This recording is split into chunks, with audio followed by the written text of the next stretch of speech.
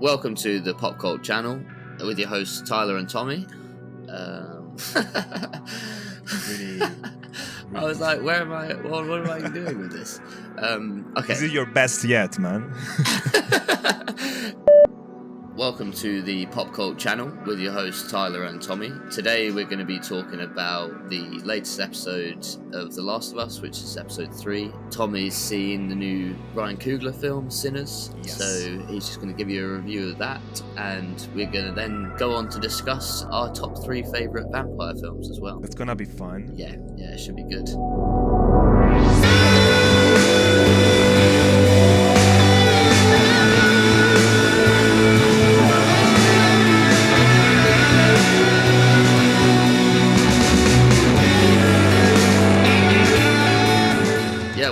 We'll get straight into it. All right.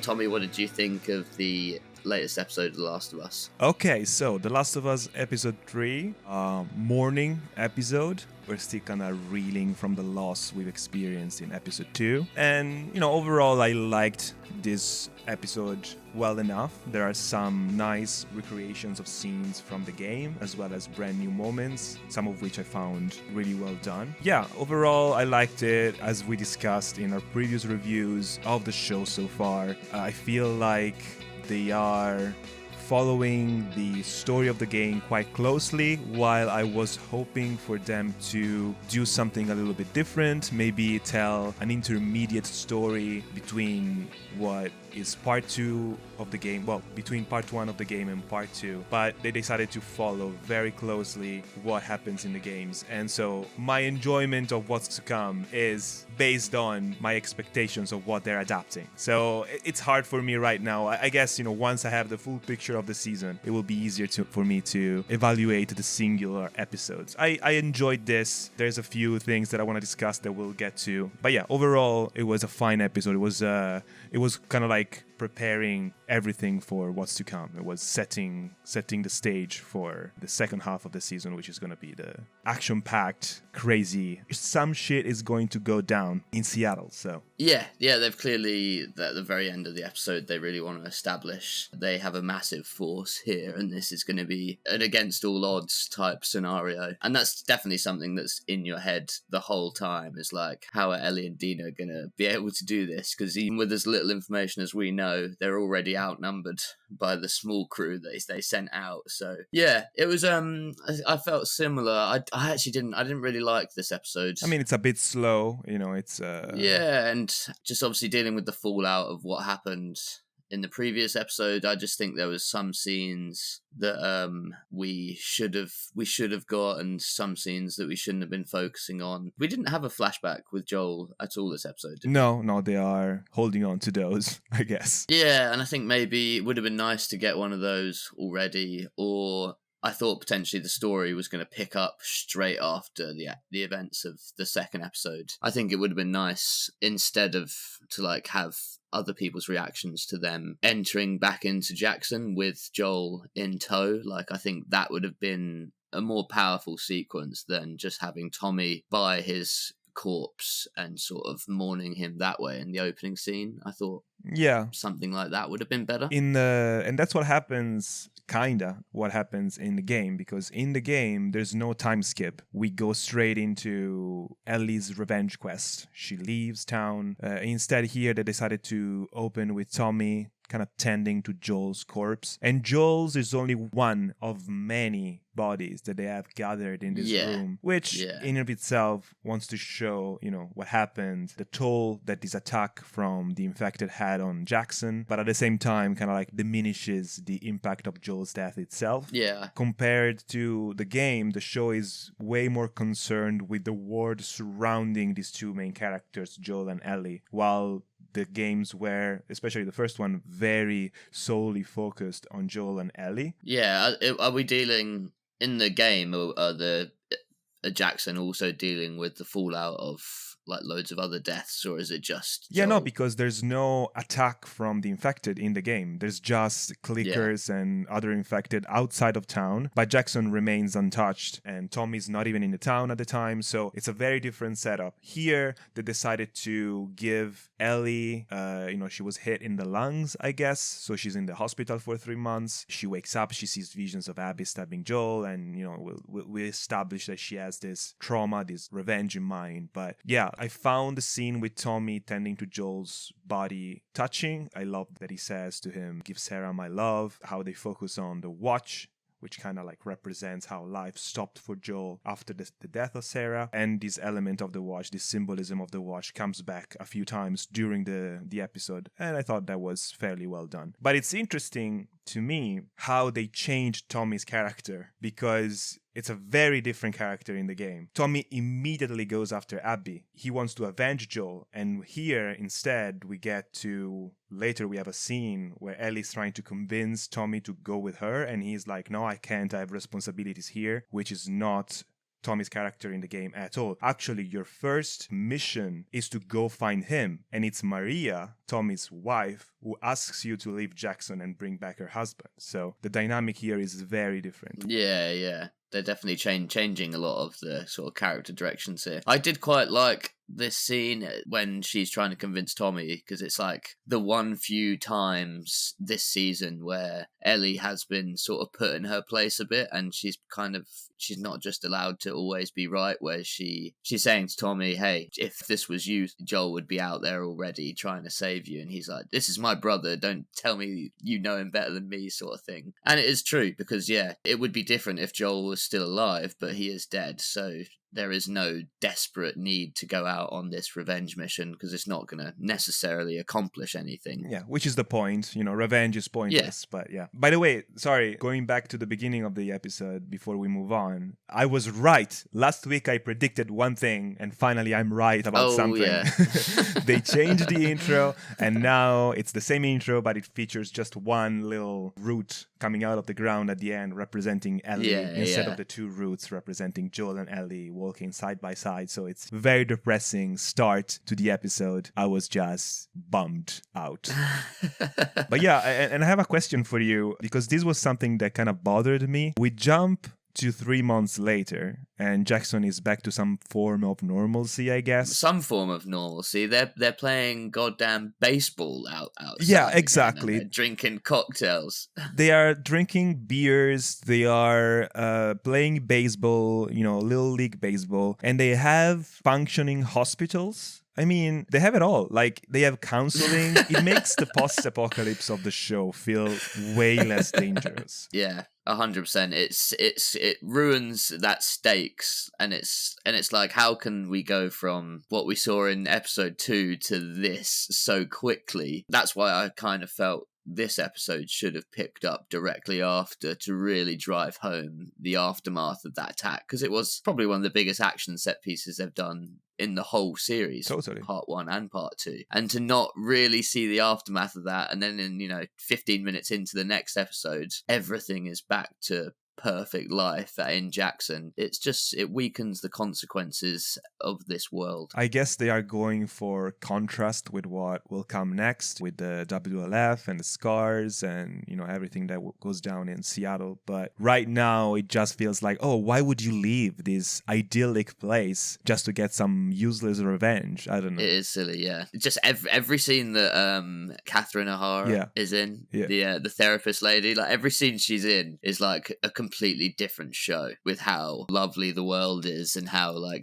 we're in therapy sessions, and it's just like, this is not Last of Us apocalyptic. And it's so like, I hate to use this expression, but like screenwriting 101, like when you want to psychoanalyze your characters and you just get a therapist in the story. So you have the excuse to have like therapy sessions in the show. Yeah, whereas you should be working that out through your characters in appropriate conversations with characters they've got pre-established relationships with, not just, I can explore Tommy's psyche now with the therapist. It's lazy. And she just knows that Ellie's lying, like what? can you read minds? Therapy is not just like, oh, I know when people are lying to me. Like Ellie is lying, Joel was lying in the first episode. I don't know, like it feels like she is just a therapist ex machina kind of. I don't know. She feels like one of those, it's like the self-insert for the writer or something like that. Do you know what I mean? It's like they're omnipresent. They know everything. She's telling you how to feel about certain decisions and certain characters. And Exactly. I don't like that. But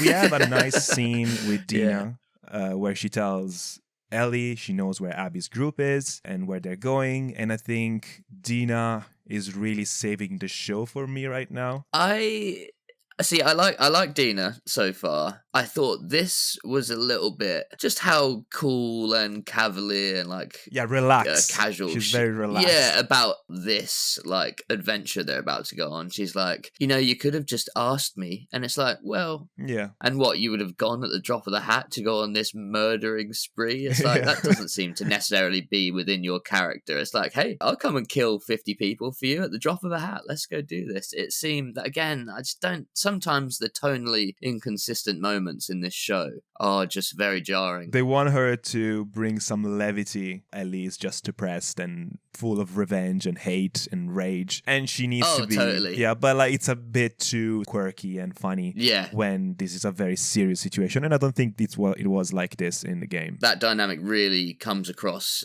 when they're riding the horses together later as they leave Jackson. They're on their way to Seattle. You just get the sense that Ellie's trying really hard, or Bella Ramsey's trying really hard to play this stoic. Yeah.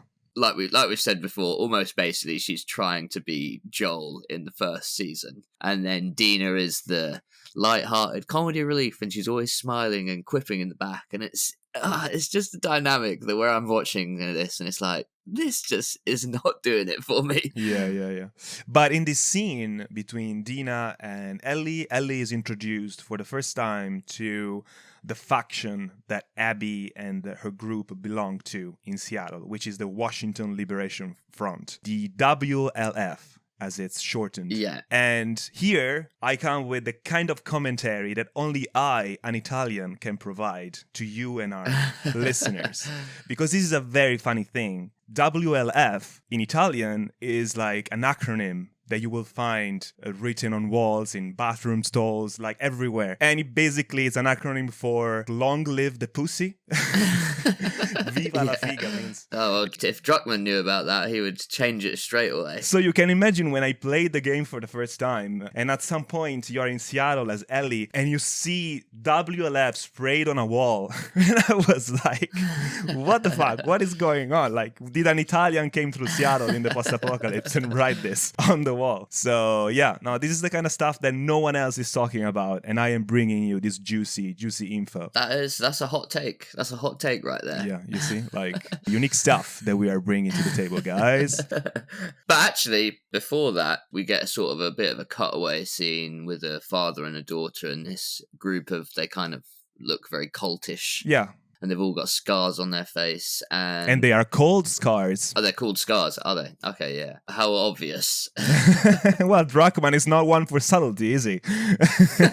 That is true. Yeah, so we get introduced to these characters. We get a little bit of their way of life. They seem to worship this woman called the Prophet who died not too long ago. And they're sneaking through the woods. They seem to be on a bit of a pilgrimage. And then they hear something coming, or like they get a signal from their group further behind them. And they're like, oh, the wolves are coming. And, we can assume that it's Abby's crew or like other people from this faction. Yes. Yeah. And then actually that scene happens quite early on, and that disappears, and we don't come back to that until basically right at the very end. But before Ellie and Dina go off to make their journey, we get the return of our favorite character. I was just shouting at the TV, man. I was, and we should call him by his name. He's not just homophobic man now. He is Seth. He's back, and he's the best.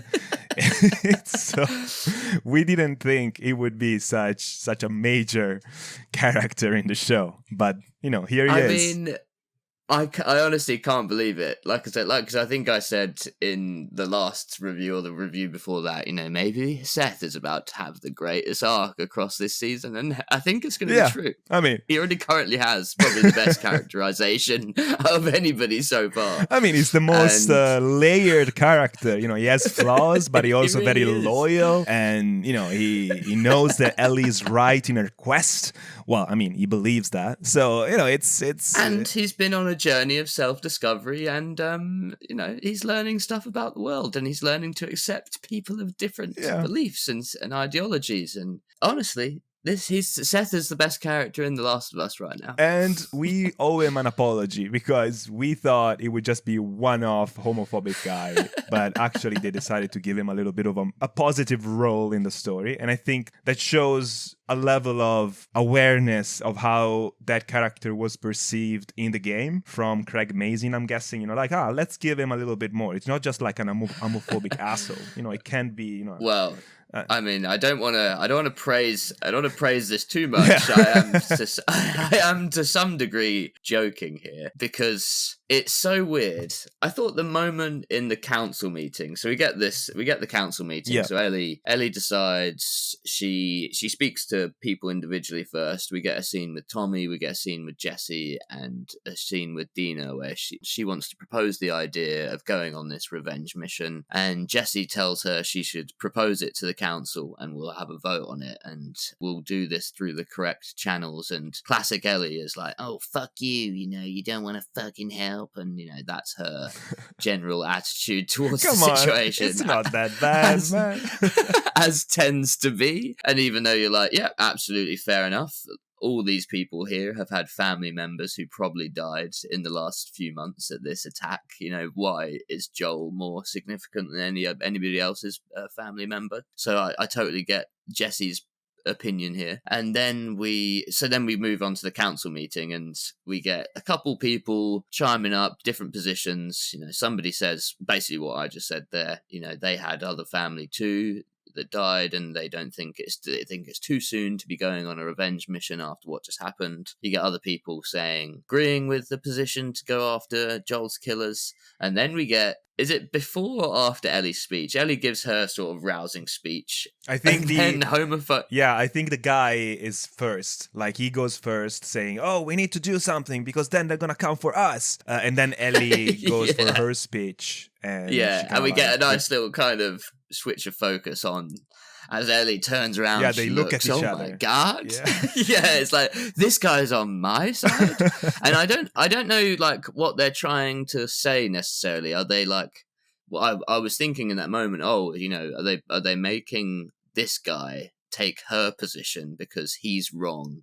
And the position of revenge is wrong. Do you know what I mean? I mean, yes and no. I think they just want to show that her quest for revenge, and she says it's not about revenge, wink, wink. It's meta commentary on the story of the game and the show. We don't want you to think that this is going to be about revenge. And I feel like, yes, maybe you have a point in saying, oh, they want to show this guy being in the wrong. But I do feel like there is some validity to what he's saying and what Ellie is saying. And from their point of view, and this game and the show are also a lot about perspective, as we said. From their point of view, this is a worthwhile endeavor. So I don't know if they're just painting them as being wrong. They're just painting them as being driven by a negative emotion that can be self-destructive. And that's, kind of what the story is going to be about, I am guessing. Yeah, we just don't get nobody else other than Dina wholeheartedly supports Ellie's point other than homophobe man. So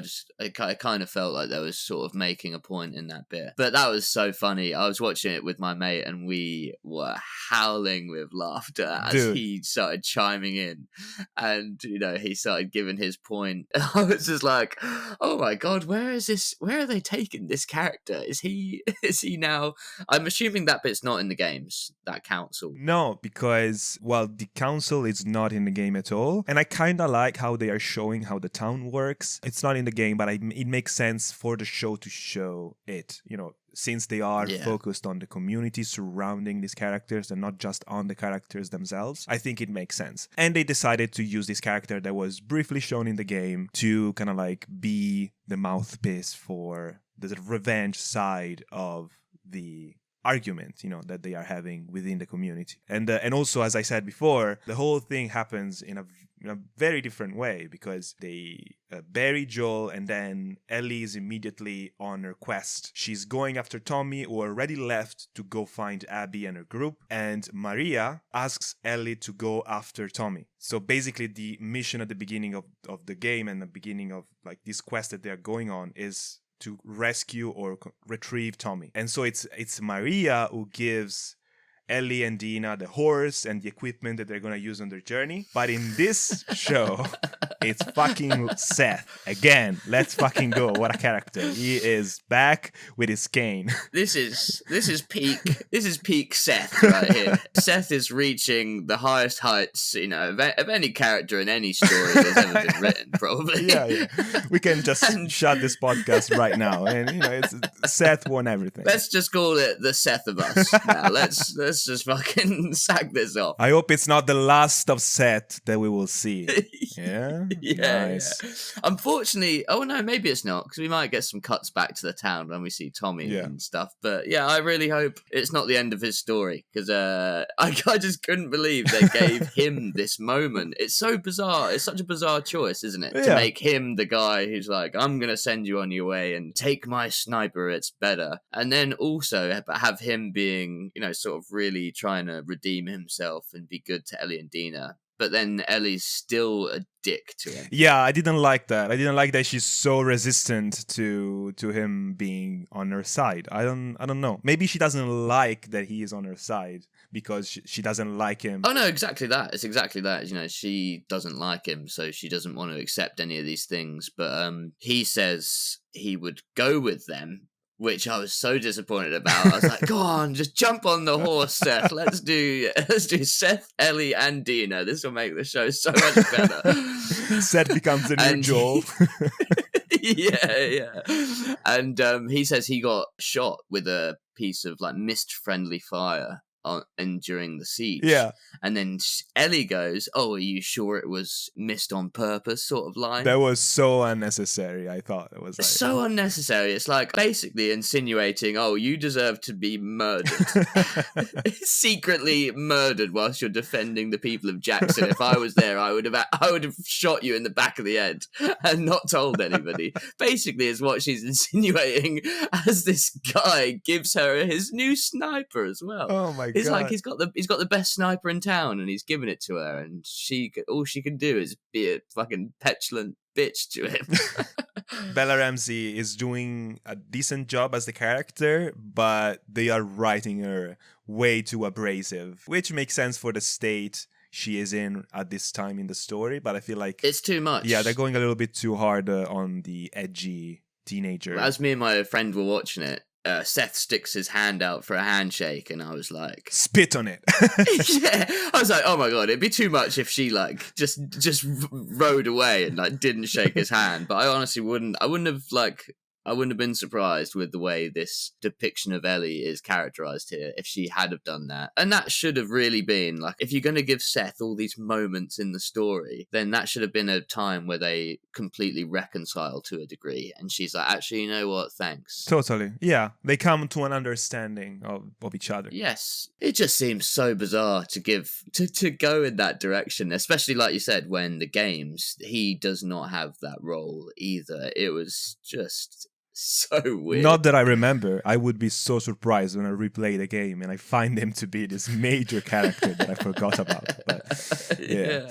Anyway, we get to the scene at Joel's grave, which for some reason is far away from the town, which is not the case in the game. That seemed weird. But the scene itself is pretty good, great music, it's very touching. It changes from the game itself, not only in location, but in time of year, because the scene at the grave happens right after the attack in the winter. So there's snow around, but here we have this beautiful fields of crop and this lonely tombstones on a fiery sunset. So yeah, it was was a dawn, I guess. They were leaving during the night. So yeah, it was a touching scene. Love it. Then we have a very quick rendition of Ellie and Dina's journey, which it takes a few hours in the game of puzzles and just walking around and, horsing around, I guess. Yeah, they really, I'm not sure how far geographically Jackson is to Seattle. I don't think they're super close. I think it would be... No, it's a very long journey. It'd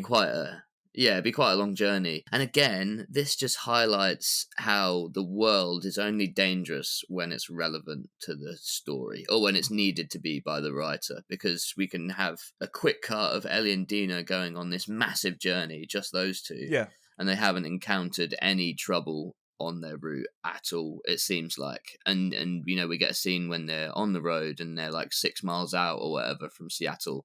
And it's oh, well, that was a pretty chill, easy journey you've just had, and it lowers the stakes because we're trying to quickly get our characters to this place. But at any time, I think in a post-apocalyptic world or a zombie environment, those kind of stories, any time a character sets foot out of a safe place and goes somewhere unknown, it should always be taxing, and it should always have to overcome lots of challenges. Yeah. Because it's how it would be. And then, you can't just have these things only pop up when it's convenient. Inconvenient, yeah. And it goes back to what I was saying at the beginning, that they are not really taking advantage of the format.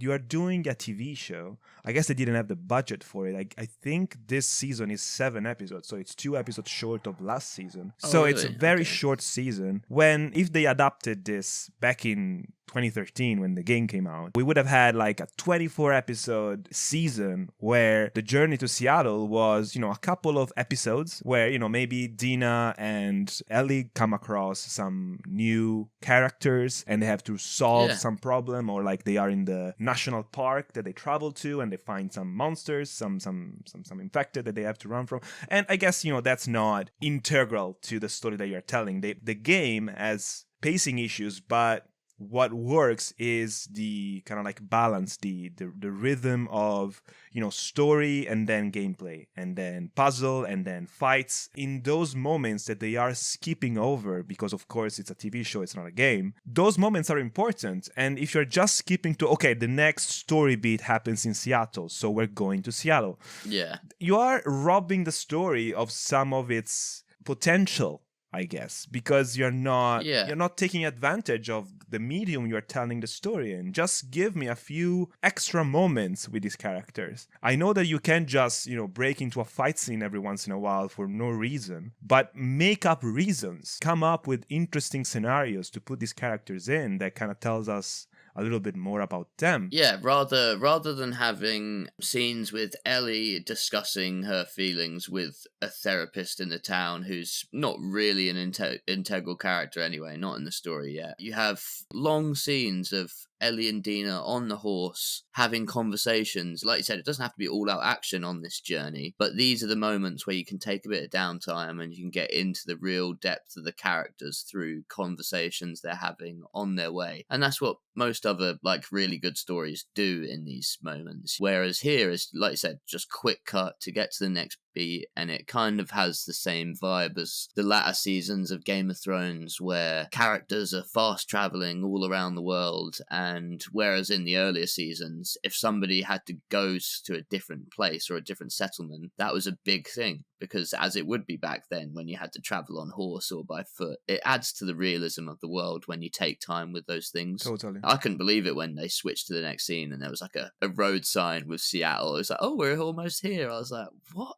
They are rushing through it, even though they are splitting the season into 2. I don't know. We'll see how it goes. I guess they want to get to the interesting stuff, which is the conflict between the WLF and the Scars. Speaking of which, the Scars, we go back to that scene that you were talking about earlier. Well, we don't go back to the scene. We go back to the setting, the area in which we saw these Scars walking through. And now it's Ellie and Dina, and they find these corpses. So we are assuming that the WLF, either Abby's group or other people from the WLF, found these people and killed them. I mean, when I saw it, I didn't assume Abby's group, just because the show in episode 1 and 2, they kind of they told us the morality of these characters. But Ellie does think that it's them. Yes. Yeah, of course, yeah. Which I found interesting because to her, they are just monsters that could do anything. Oh, there's a kid lying dead on the ground. It must have been Abby, which I thought it shows how blinded by rage and hate she is. And Dina, they're sort of exploring. They see a dead body in the middle of the path, and then Dina sort of walks off, and she sees something which makes her sick.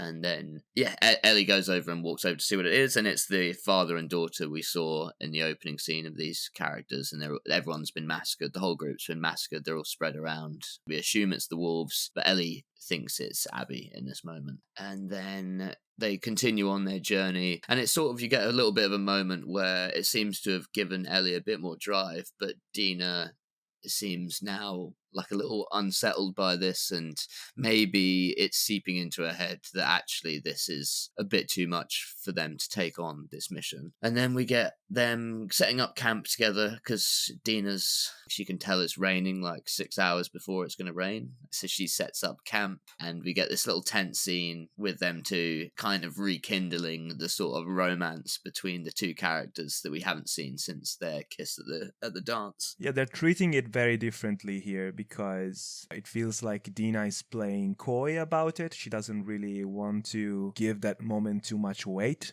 while of course Ellie clearly has very deep feelings for Dina, and she mentions Jesse. So I'm curious to see how they develop the relationship, because this is what's going to hold people's interest for the coming few episodes, I'm guessing. This relationship between Dina and Ellie kind of replaces the core relationship between Ellie and Joel. And that's kind of like a point of contention for fans of the game as well. They're like, oh, you are getting rid of Joel, you better bring me something really interesting to replace this amazing character that you're killed off. So I don't know, like it's going to be interesting to see how they manage to develop their budding romance as they explore Seattle, as they come into contact with characters from Abby's group and these Scars, who are this other faction that the WLF is in conflict with, and Ellie and Dina find themselves kind of like in the crossfire of this war. So there's a bunch of potentially interesting stuff coming, but I don't know. I'm cautiously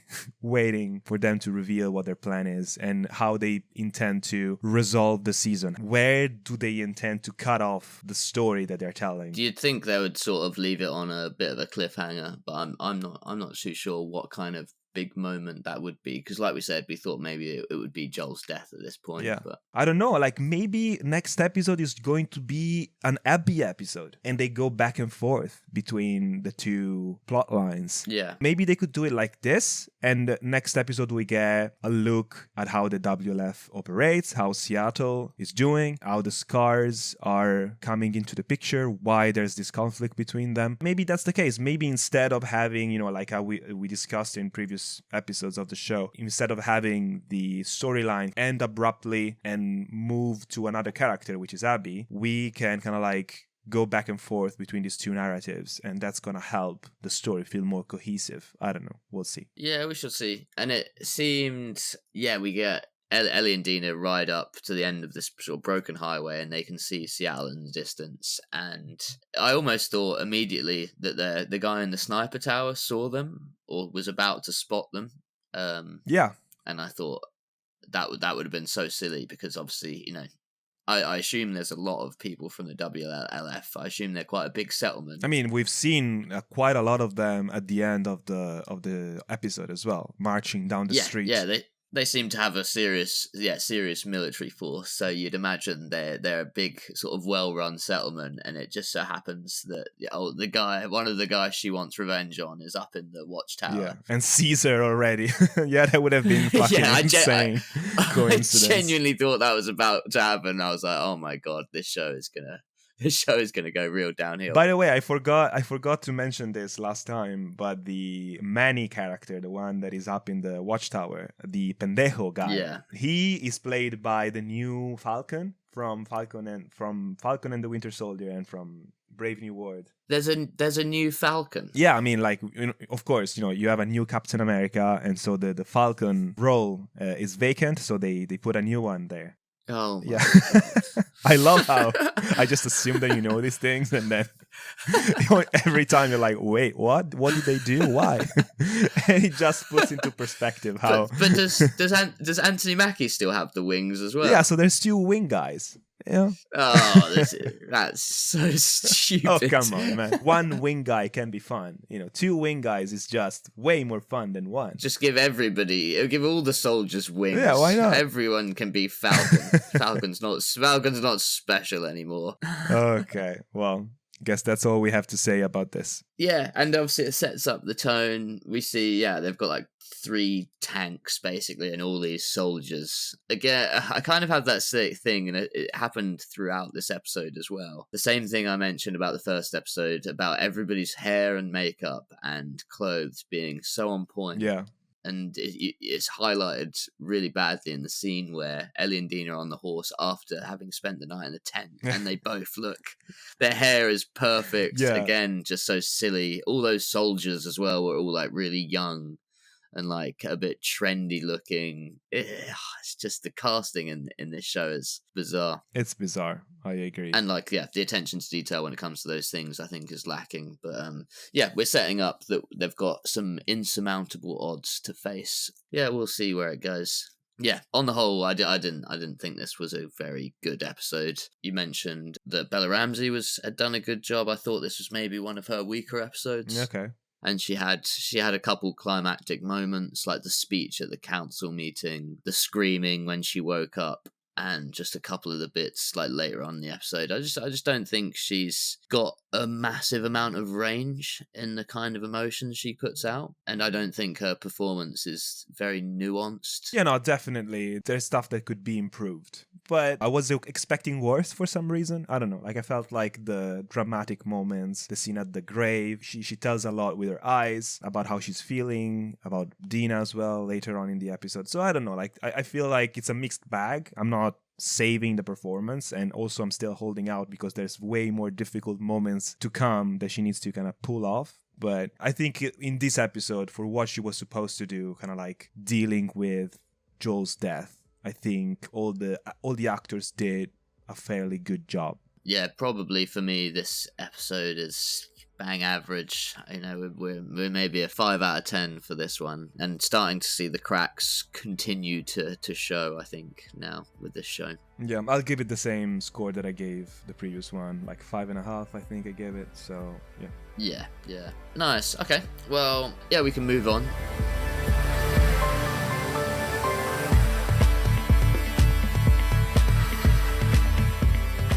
You went to the cinema recently and you watched Sinners, didn't you? Yes, I watched the new Ryan Coogler movie. You haven't seen it, but how much do you know about it? I know a little bit. I kind of know a vague premise of what the story's about. Okay. And I've seen the trailer and I've seen a couple clips. So you know the big twist, because that's the big talking point. Like, the marketing revealing what the movie's actually about is kind of a spoiler, but you know that. Yeah, because I think that the trailer portrays it as a bit like almost like a period gangster type film. Yeah. I think it feels a bit like that, and it's like Prohibition era. It's like one of those kind of feeling movies. But I just heard somebody talking about it, and they were like, "Oh, it's just like From Dusk Till Dawn." And you're like, "Okay, well, I assume just like that film, it turns genre and becomes a vampire film at some point." And you're guessing it right, man. So yeah, Sinners is a horror film masquerading as a period piece. It is written, co-produced, and directed by Ryan Coogler, director of Black Panther 2, Fruitvale Station, and Creed. All movies featuring Michael B. Jordan, by the way, who also stars in this film. The movie is set in the 1930s in the Mississippi Delta, and Michael B. Jordan plays dual roles as identical twins and World War I veterans Smoke and Stack. Okay. The twins they were working in Chicago, and they returned to Clarksdale, Mississippi, which is their hometown, using money that they stole from gangsters to purchase a swamp mill from kind of like a racist KKK landowner to start a juke joint for the local black community. And this is where the gangster element kind of comes into play, and you expect, if you don't know anything about the story, but unfortunately I got spoiled what the story was going to be about by marketing mostly and reviews. But But yeah, like you think that the KKK element is going to play a big role. And it does in a way, but mostly at some point there's vampires. So And is it similar in the sense that it's like this one moment where everything turns on its head? Obviously, in From Dusk Till Dawn, it's like a bank heist kind of robbery thriller type film at the beginning. Yeah. And our characters take shelter inside this bar, and on the stroke of midnight, everybody in the bar turns into a vampire, and it's this really shocking, like really well done moment. Oh, it's so amazing. But I do feel like in From Dusk Till Dawn, we don't have that many hints about Oh, there is absolutely nothing. Yeah. I don't think I watched From Dusk Till Dawn again probably in the last few months, and there is literally that not even like a little Easter egg. Yeah, not something that you would pick up on a second watch that kind of like hints at the arrival of vampires and monsters. Okay, that's interesting because here I feel like they could have had a similar effect, but they do introduce the main vampire guy in a separate moment in the first half of the movie, so that's something you don't still have a full picture of what's going on, but you get that there's something supernatural going on, right? Oh, okay, really? They already introduce him. You don't know he's a vampire, but you know it's something inhuman. Yeah, there's this guy that you understand is kind of like an Irish immigrant guy. His name is Remick, and he's fleeing from Choctaw natives, kind of like vampire hunters, and he takes refuge in this house where there's this Klansman couple, and it's the very nice scene that introduces one of the main dynamics of the film, which is like he asks them to let him in, and that's one of those tropes from the vampire lore that they use very well in this film, I think. Is this Jack O'Connell's character? Yeah. Is I think that's him. Do you recognize him from anything? It was familiar. Where did I see him before? He's more famous like locally in England, I feel like, because he was in a big show that was on when like I was like in my teenage years called Skins, which I don't know whether you ever heard of Skins. Course. Yeah, sure. Skins was big in Italy too. Yeah. I remember him, but looks a bit older. I haven't seen him in much else. No, so. he kind of he did quite a few decent roles after Skins, and then it seems like he has had a bit of a drop off because I haven't seen him in anything for quite a while. So, and I've always thought he's very talented. He's very good at playing villainous, evil roles. Yeah, he's got very good like sinister face. Yeah, no, he's great. I guess one of my very few criticisms of the film is that I wished he was in it more. Like I really like his character, but I don't think he gets that much screen time. But I don't wanna spoil too much about what happens because I think you're gonna really like this film. But I just wanted to talk about a few aspects of the movie that I think makes it one of the movies to see this year. I mean, the film is shot beautifully. Michael B. Jordan is so good in it. I forgot he was playing two separate characters, even though the real protagonist of the film is actually their cousin, Sammy. He's played by this guy named Sammy Catton, which I think this is his first film role or close to it. And he plays the son of this preacher who hates music, right?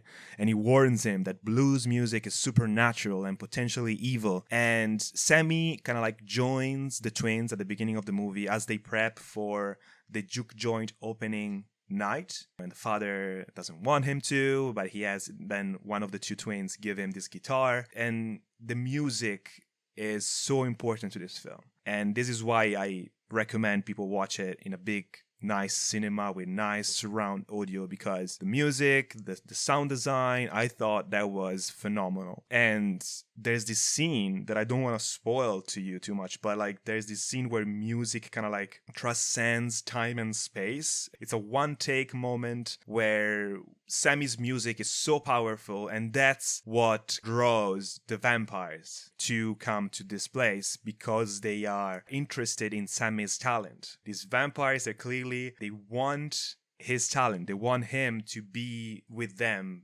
because of his power. And this goes back to kind of like the stories of blues musicians making deals with the devil to become great guitarist and great at music, and back in Jim Crow era of America segregation. So I felt like that was such an inspired take on, vampires. I don't think we've seen vampires quite like this in a movie of this scale for a very long time. So yeah, very good movie, very well done, very well acted. Everyone is killing it. We have a stacked cast. Haley Steinfeld is in it, Jack O'Connell, as you said, and then we have Delroy Lindo, who plays this pianist who's just really funny. So yeah, great movie. How's the dual role from Michael B. Jordan? Are the two characters like very distinctively different from each other? I thought so. Yeah, they were really you see, I keep forgetting it's one character, it's one guy. Yeah, it was really good, and the movie kind of like shows off right at the start. The first scene that we see them in, they're like leaning on this old school car, and one of them is rolling a cigarette, and he passes it to the brother, and the brother takes it and lights it up, and it's so seamless. And of course, special effects, visual effects were involved, but it's so well done that you never question them being the same guy twice. I think of something like The Flash, where it was so obvious there was like some face replacement stuff going on with and obviously Ezra Miller, but and obviously like he's playing variants of himself. Yeah. Whereas I suppose if when you're playing twins are similar, but they are different people. So yeah, the mannerism is different, and I could tell pretty well when it was one brother and when was it the other. Oh, that's good. I think Michael B. Jordan is usually a very good actor, so that doesn't surprise me that he manages to smash that. Yeah, he's really good. And again, the music. Ludwig Göransson is the composer. Is a frequent collaborator of Coogler. That name sounds familiar. Yeah, he worked on a bunch of stuff. He worked with Christopher Nolan too. Oh, he did Oppenheimer and Tenet. That's how I know, because I've listened to the Tenet score quite a lot. It's a good score. Yeah. Not a great film, but amazing. Yeah, the score is really good. Hans Zimmer was usually the music guy for Nolan, but now Hans Zimmer is working with Denis Villeneuve, and so Nolan is getting Ludwig Göransson to take his place. But yeah, he's great. He drew inspiration from blues music, performed the score on this guitar, which is the same guitar that Sammy uses in the film, and they took inspiration from blues recordings of the 1930s and 1940s. There's this very musical soul to the movie that I wasn't expecting, and that I absolutely loved. And the film actually opens, I think, with a quote. There's a voice over quoting some stuff, and there's this woman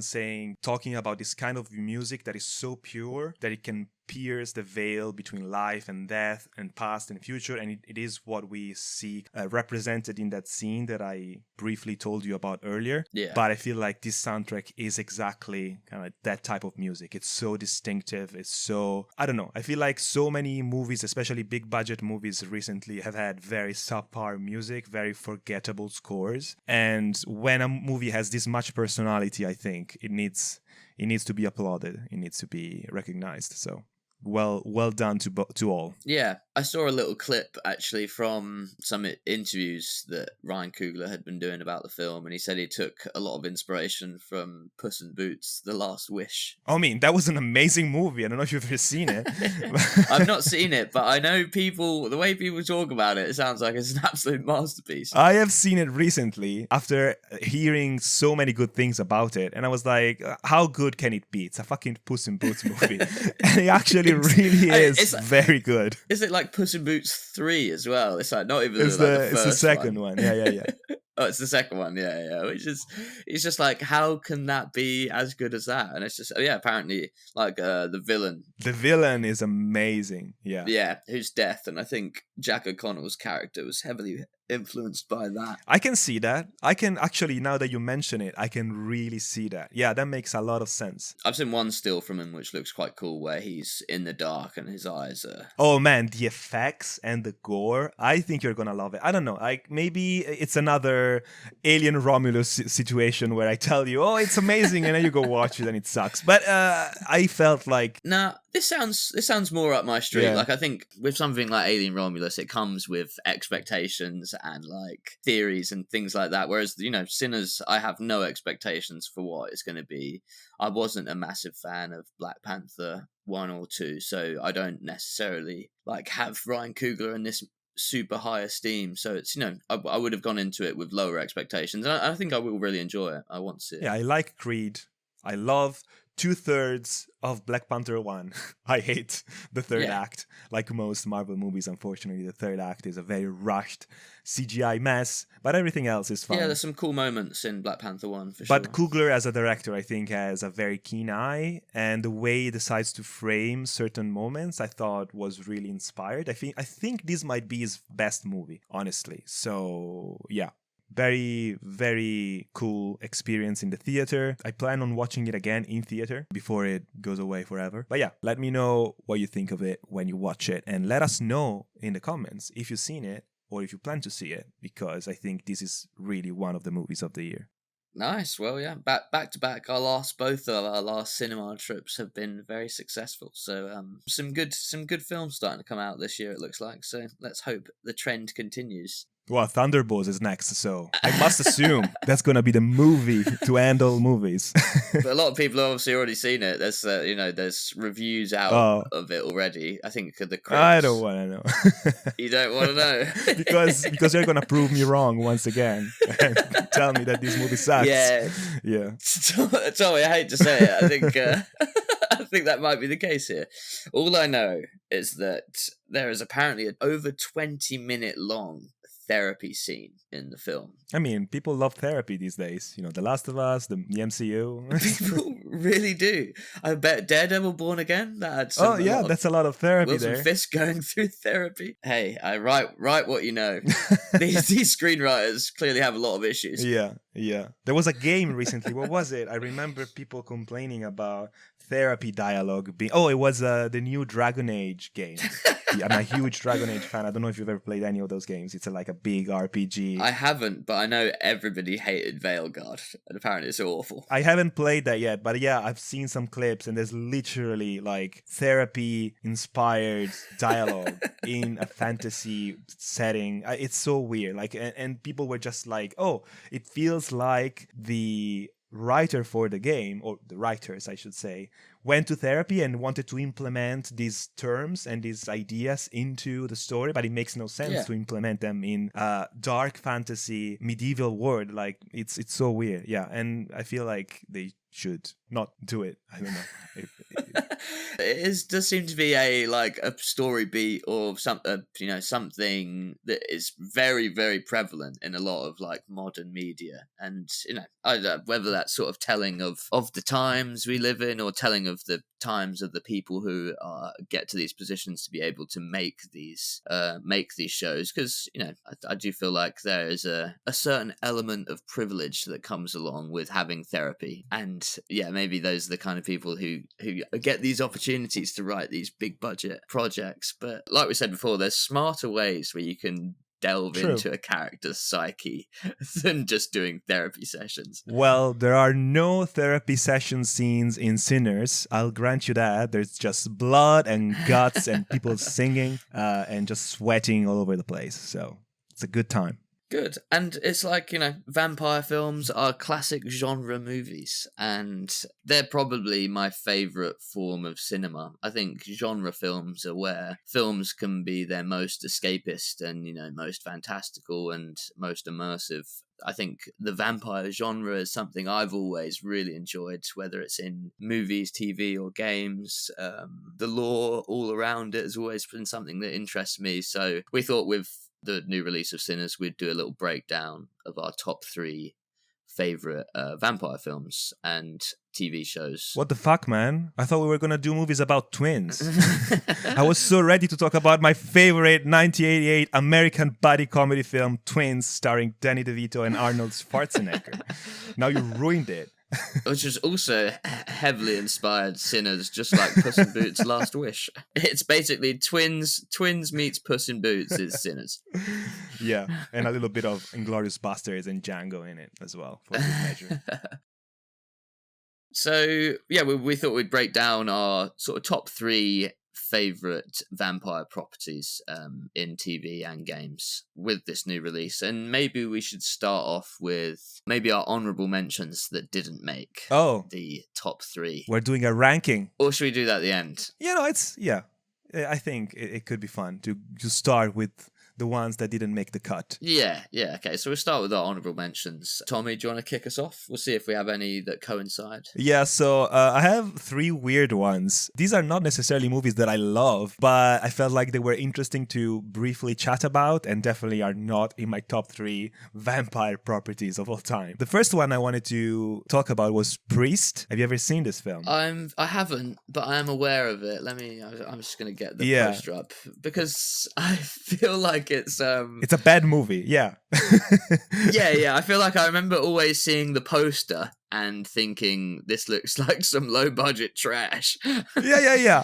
And it is, but it was fun in a way. It's a 2011. I'm just looking at it now. Paul Bettany, Carl Urban, Christopher Plummer. It's insane. The reason why I want to talk about it is it's kind of like it came out in 2011 and it was at the tail end of that era of mid-budget action movies. You know, that post-Matrix, bad CGI, very edgy, very for a young male audience kind of movie, you know? Kind of like Equilibrium with Christian Bale. It's like Riddick in a way. We mentioned Van Helsing recently. I think that was a similar kind of vibe. The Underworld movies, the Resident Evil franchise. So, you know, a lot of shit in this era of Hollywood. But in this horrible slop, there were some gems. And I'm not pretending Priest is this underrated gem of action by any means. I think it's based on a Korean comic book. And I believe the fans of the source material just hate this film because it changes so many things about the source material. But Paul Bettany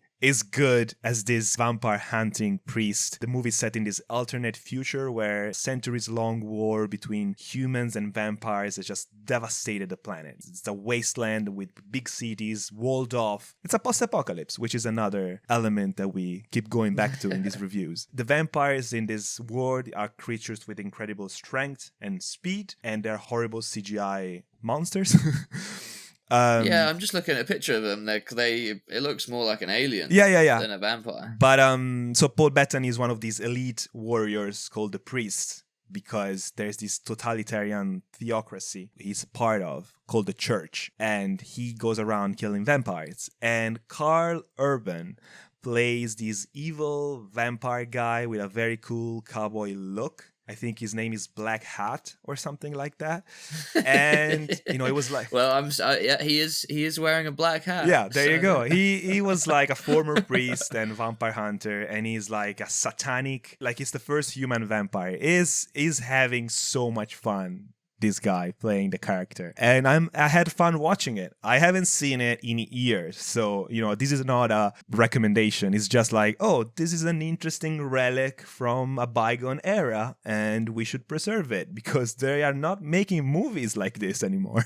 So, yeah. I tell you what, just after what you've said and now looking through some images, I really want to watch this. Yeah, it's, you know, if you go into it with the right mindset, it's actually a decent time. I imagine it's very silly. Yeah, it probably captures that. I'm sure it, like those films of that era, it's probably got a couple moments in it and a couple sequences in it which are really fun and make the kind of whole experience somewhat worthwhile. Yeah. And like Paul Bettany's always really good and Carl Urban's always really good. So that's a recipe for a good time. Priest. So yeah. Haven't seen Priest, but I'm gonna add that to my list. I think 15% on Rotten Tomatoes. Fuck them. They don't know what they're talking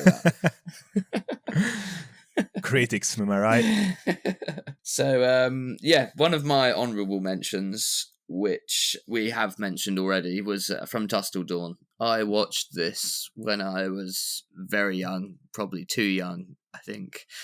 I remember watching it with my dad, and I think it was just on TV, and he had already seen it before, but I went into it completely blind.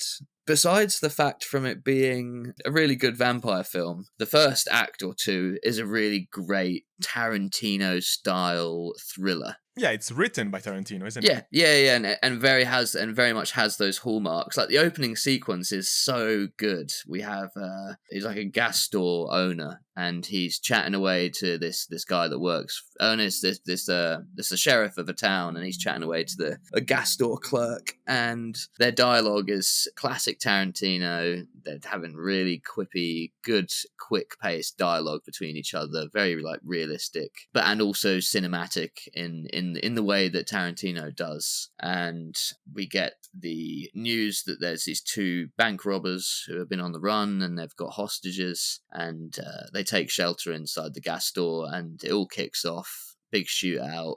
We get introduced to our main characters, played by George Clooney and Quentin Tarantino himself. A weird role. What a role, man.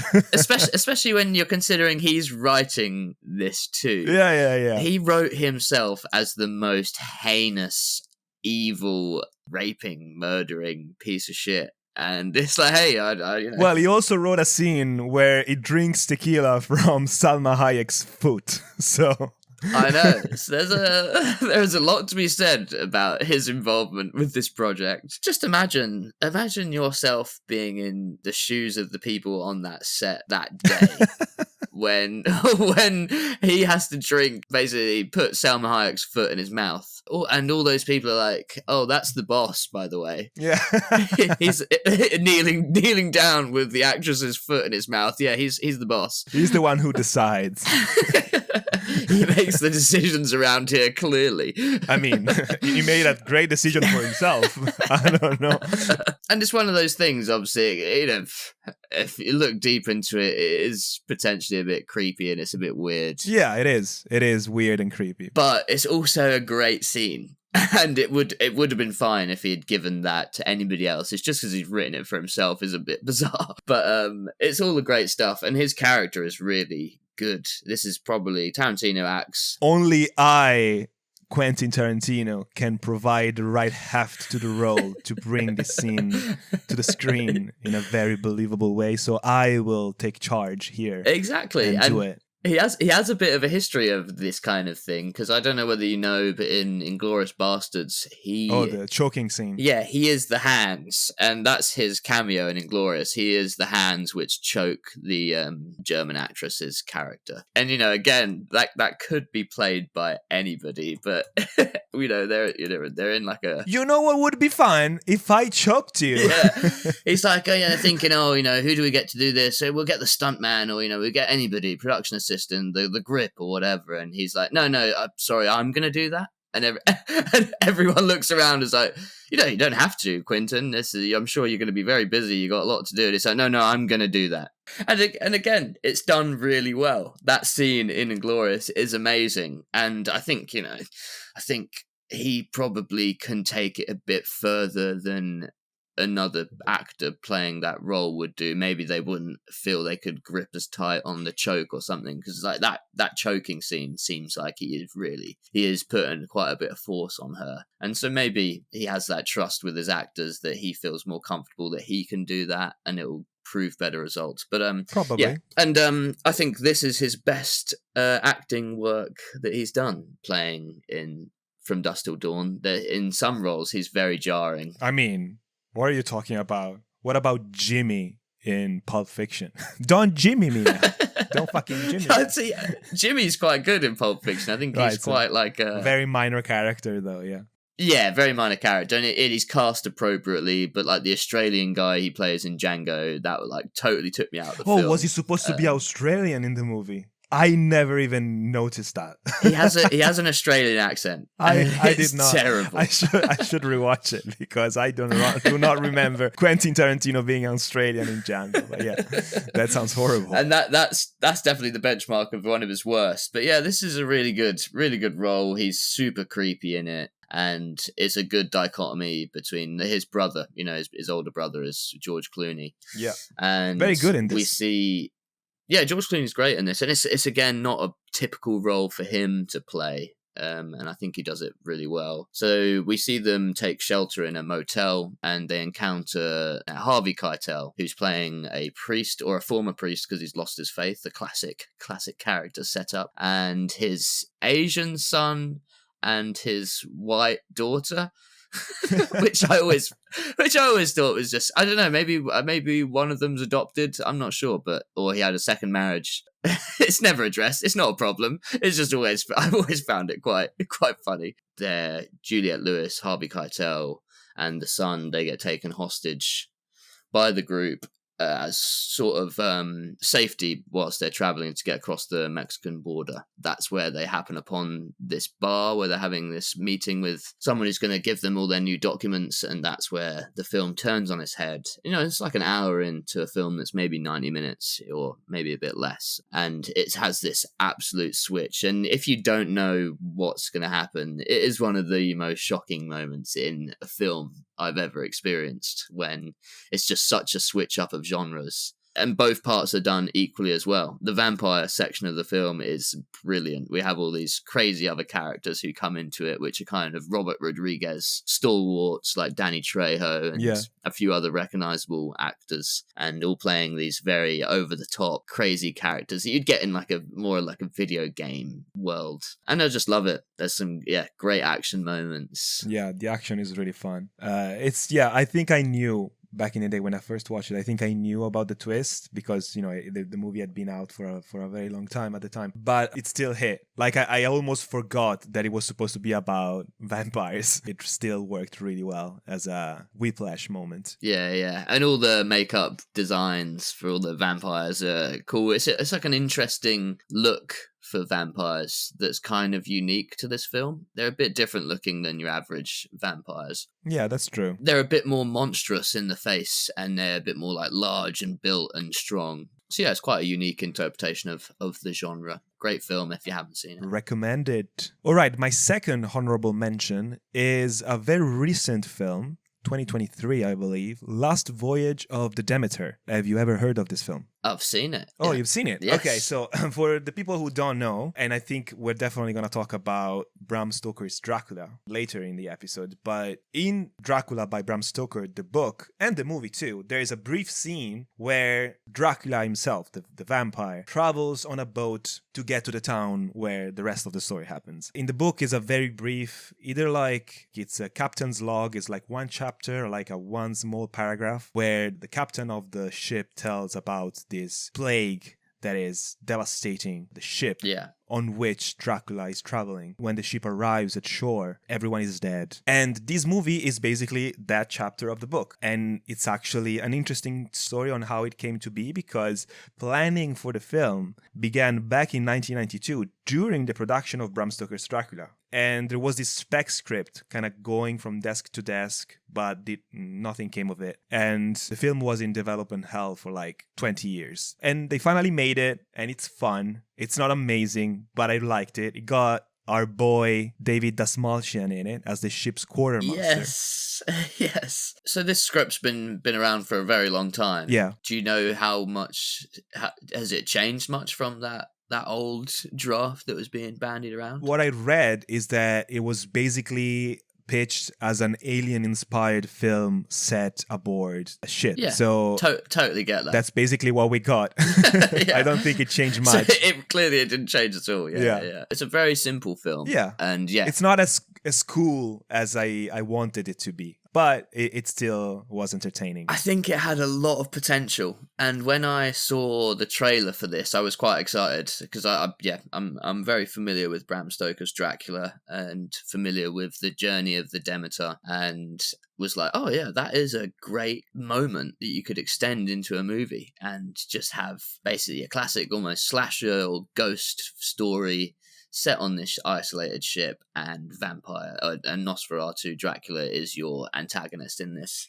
And yeah, great potential. I liked a lot of the cast. It's got the guy who plays Davos in Game of Thrones as the lead, Liam Cunningham, and he's really good. The main guy who was in Straight Outta Compton, can't remember his name, he was also good. The guy who plays the Doctor. Oh yeah, I remember. He's Dr. Dre in Straight Outta Compton. The kid's from Cobweb. Have you ever seen Cobweb? No, I haven't seen Cobweb. He's much better in that. But yeah, the kid was a little bit, classic kid acting. It's nothing too spectacular, but yeah, a lot of the side characters I quite liked on the ship. Like David Dastmalchian I thought was good. I just remember because I watched this with my dad and my brother, I think, and throughout the film, we were just getting really annoyed, like frustrated with some of the character decisions. It's classic. Things start going wrong with the ship little by little. People are either getting sick or people start dying. But it's quite evident it all comes from, they discover it's coming from this box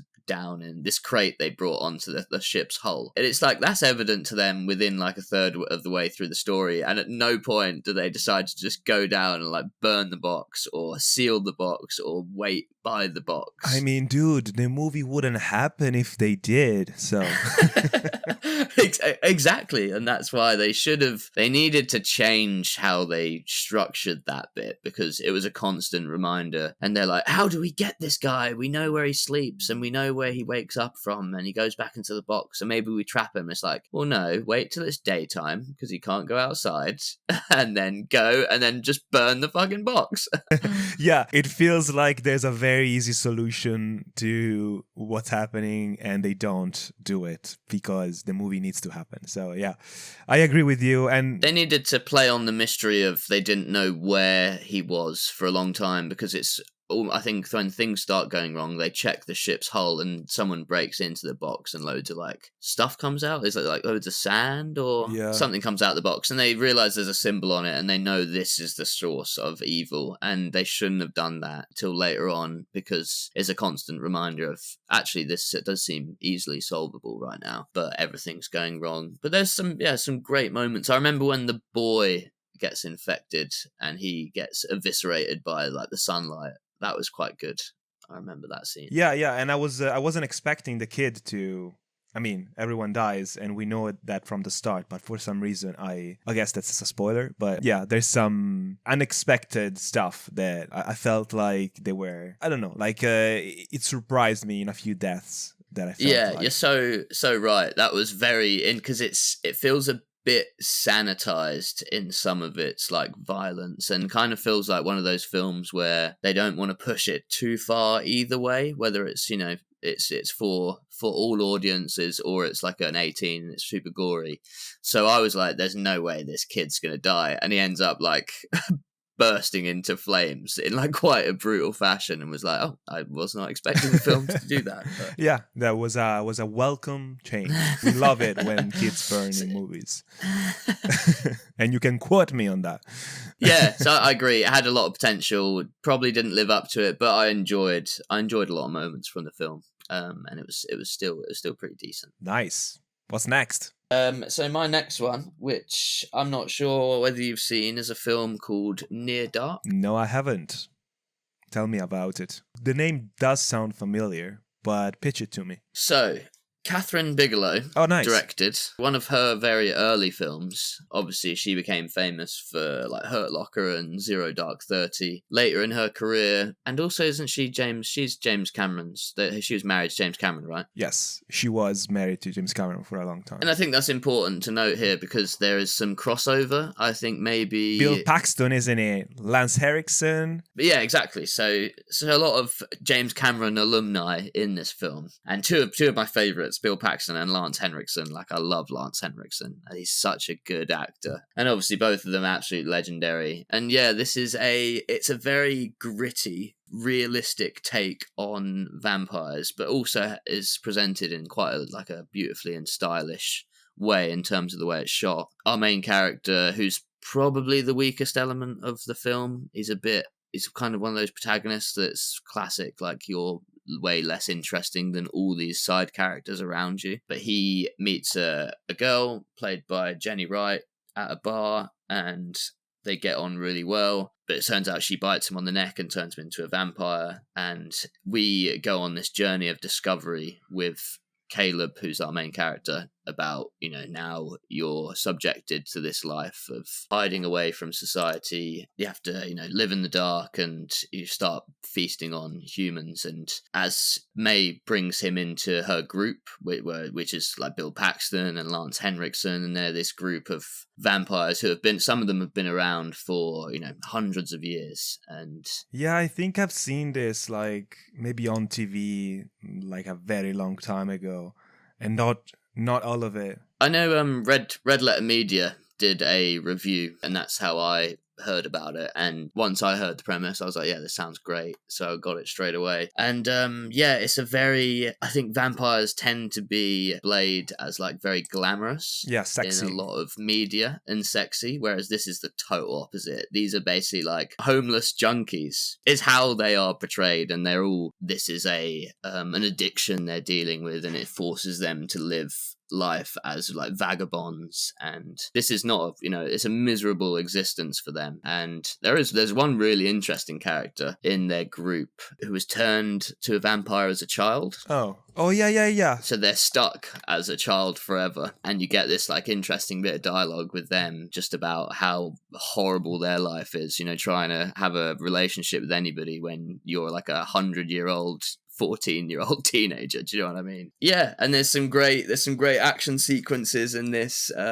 There's a big, I'm not sure what James Cameron's involvement in the film, but he's definitely involved, because like the final big set piece involves like a massive semi-truck, just like I think in like Terminator 2 there's like loads of semi-truck action involved in it as well. I don't see his name anywhere in production or anything, but being Catherine Bigelow's husband, I'm sure she was gonna be like, can I copy your homework, but not make it too obvious.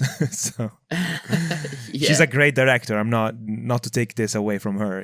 No, this is a fantastic movie. Like I really rated it. This was the one of my honorable mentions which really could have easily slipped into 3, but it's a bit morose, and it's a bit lacking in like lightheartedness and joy in moments. Like it's very miserable throughout for the most part. So I think in that realm it doesn't reach the heights of like the other 3 I've got to mention. But highly recommend this one. And it's a bit of like an underrated gem. It's not a film that's very well known. I'll check it out. All right, my next one is gonna be very brief, because I want to get to the good stuff. But I wrote here, Abraham Lincoln Vampire Hunter.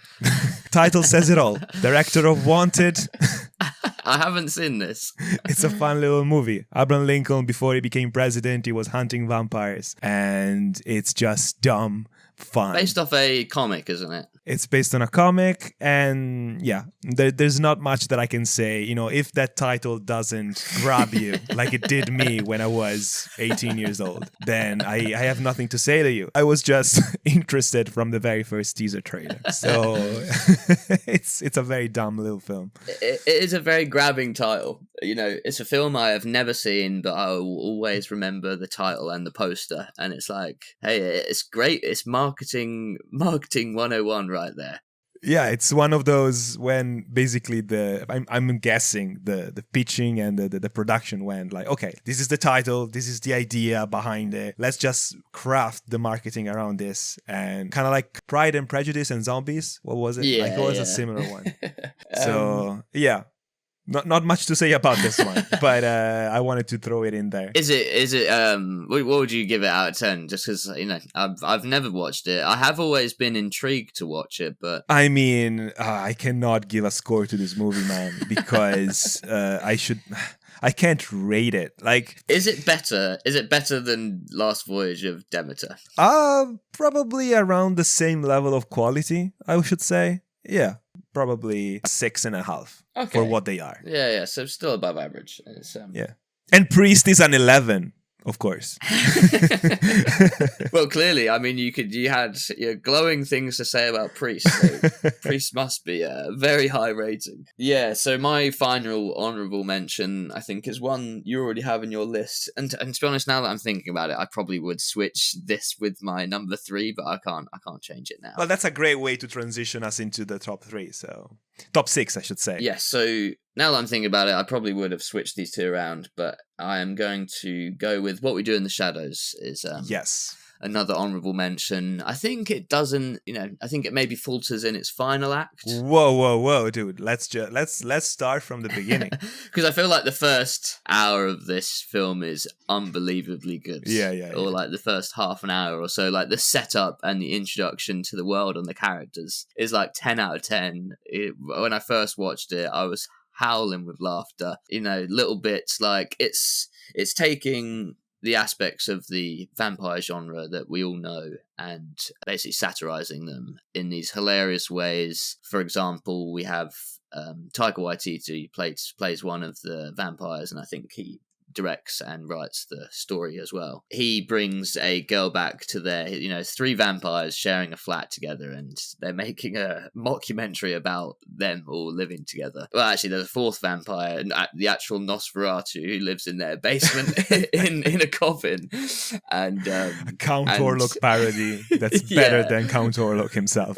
Yeah, and Taika Waititi's like character, things like these kind of setups where he'll bring a girl back and he's about to suck her blood, but as he pierces her neck, he like hits an artery and her blood starts spraying everywhere and like making a mess of their whole house. That was hysterical the first time I watched it. Yeah, it was so good. Yeah, it's one of those, I think one of the best mockumentary style horror comedies that we've got. It's just so funny. And yeah, I agree with you that the ending maybe is not as memorable as that first hour and a half, but I think when they turn, there's the other character who's like a regular guy from New Zealand who they turn and he joins their group. I think that from that point it's not as strong as it was when it's just with the core trio, but still great stuff all throughout. I'm nitpicking here really because that like it's 10 out of 10 for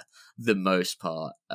Absolutely, it's just so good, so funny. There's so many great quotable moments from this film, like Jermaine Clement, who's from Flight of the Conchords. He's also plays one of the vampires. He's so funny. He gets. Or actually, no, it's the other guy, it's Deacon, who I can't remember the actor's name. He gets asked, why do vampires like drinking the blood of virgins? And his answer is like, well, if I was to eat a sandwich, I'd rather it not have been fucked already. It's like, and that's just so genius. Yeah. And I love this movie also because it kind of like inspired us back in the day to write our own mockumentary style horror comedy where the devil has a flatmate and he has to work in Nando's, and I think that's one of the best things that I've ever had the pleasure of writing. So that was thanks to movies like What We Do in the Shadows that came to be. So that was really fun. Yeah, definitely inspired a lot of ideas in us, and it was such a breath of like fresh air within the genre that it felt like like that momentum could have really kept going with more films and stories like this, really on point. And that group of guys from the sort of Flight of the Conchords fame are just very talented, a very unique sense of humor, and that New Zealand accent is just hilarious. Yeah, for some reason it just makes everything better. I don't know why. Hunt for the Wilder People would not be as funny as it is if it was set in any other country. That's probably why they didn't remake it in America, because it's just the accent that does it. So yeah, great stuff. And the little gags they do, there's so many brilliant gags that rip on the great elements of the genre. I mean, the Count Orlok guy, the most ancient of the housemates, I guess, that lives in the basement, and they have to feed him live chicken every once in a while because he needs to suck their blood, and it's like they're treating him like, we have to take care of this guy. It's like the old man in the house. Like a old senile man that's just like a slight annoyance. Every time that guy was on screen, I couldn't hold it in, man. So good. And things like them, we see them going out on a night on the town in New Zealand, and they're trying to get into a club and they can't go inside somewhere unless they're invited in, and so they're like, let me in, and he's like, well, just go on in then, and he's like, no, but you have to invite us. There's a very similar scene in Sinners, by the way, because they play on this trope as well, as I said.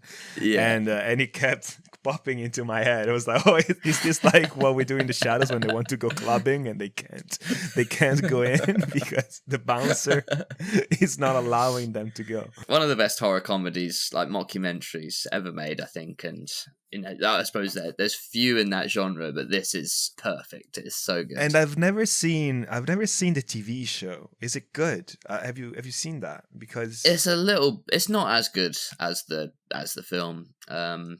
Matt Berry is really good in it, and like Kaya Novak from Phone Jacker's in it as well, and Four Lions. So it's like it's got a very good cast. I just think it's trying to recapture that magic of the film, and it was just done better in the movie. Yeah, I should check it out, but like I felt like it's one of those things that it's better left alone. It's like one little movie that is perfect. They even wanted to make a sequel or kind of like a spin-off about the werewolves, but they didn't. I'm glad they didn't. Yeah, it doesn't need any of that. It was great, and like I said, I think it will go down in history as one of the greatest of that genre. Absolutely. And now how glowingly I've spoken about that, my top 3 third choice seems retarded. But... Well, I am really curious to hear them, even though I probably know a couple of those. So yeah, go on. Do you want to start us off with your number 3? Well, my number 3 was What We Do in the Shadows, so I could go to my number 2, or we should probably go with your number 3 first. Yeah, okay. Well, so yeah, your top 3, What We Do in the Shadows as well. Absolutely fair choice. It could have easily been my number 3 as well. Now thinking about it, it probably is better than my third choice, which is Blade 3. Oh, come on. Oh, no, sorry, not Blade 3. That would have been a terrible choice. Blade 2. Oh, that's a little better. I think it has a lot of nostalgia value for me, this film. Saw it when I was very young. Thought it was like the coolest film ever made when it came out. I mean, it kinda is. Yeah, I think it's the best of the Blade series for sure. People really revere the first one. The first one is good, but I think the second one smashes it out of the water for sure. It takes everything good about the first one and brings it up. It does the same thing that Hellboy 2 does for Hellboy 1, in my opinion. Interesting. Because Guillermo del Toro directed both of those movies, where in this case he came into the second one, and I think it made everything a lot more interesting and fun. Yeah, I'd say Hellboy, like 1 and 2, I think they're a lot closer than in quality. I think they're both great films. Whereas like Blade 1, like if you watch it again, like all the visual effects are really bad. And there's a scene at the end where like Blade kills all the final vampires and they turn into little CGI like skeleton vampire things and fly out of their mouths, and it's literally the worst looking thing ever. But wait, is there any blood rave sequence in the second one? That's true. That was very good in the first one. I love that scene. And yeah, Blade 1 has some great stuff in it, but Blade 2 as an overall piece, I think it's really well done. We get Norman Reedus added to the alumni of characters, which is good. I quite liked his character. He's like the tech assistant kind of classic character. You get an introduction of a new type of vampire, which was done really well with all the practical effects, played by Luke Goss, who actually is he plays the Dark Elf in Hellboy 2 as well. Oh yeah, yes, he's great. And I think he's got a bit of a history of playing movie monster type characters, and he's very good at it. He plays Nomak in Blade 2, and it's these evolutioned form of vampires where they have like almost predator type mouths that open up. They don't just feast on humans, but they also feed on vampires too. So it's a cool setup because these task force of vampires, which have been tasked to kill Blade, now approach Blade and they're like, actually, we face a threat that's even bigger than you. We need to kill the Reapers, which are these new form of vampires. And so you have this elite force of like fighters. Ron Perlman's in it, and you got Donnie Yen, and they're all like, this is the katana guy, and he's going to be quiet. He's not going to say a word, but he's going to be badass with the katana. And then you've got a guy called Priest, and they've all got code names and cool character designs. And, some of them are just cannon fodder for the Reapers in these good action sequences. Yeah, like, I think the dynamic between Ron Perlman and Wesley Snipes as Blade, because they hate each other, is really good throughout the story. He has to take orders from Blade because he's leading the operation, but they all hate him. Yeah, it's a great film, this one. Yeah. I've always really enjoyed it. And I wanted to briefly shout out David S. Goyer. Yes. Who's the writer for all of 3 Blade movies. Goyer is one of those guys that got a lot of shit especially recently, well, the last few years, he wrote, for example, the great Batman v Superman, which is a very bad movie with very bad writing. But Yeah. it did write and did work on a bunch of great films, especially comic book films that we all love, like the Blade movies. He worked on Batman Begins. He worked on The Dark Knight. You know, he did a bunch of good stuff. And these Blade movies, I think, you know, he is the creative mind behind a lot of them because he wrote all three of them. So, you know, shout out to Goyer. He did some good stuff too. And then he did Terminator Dark Fate.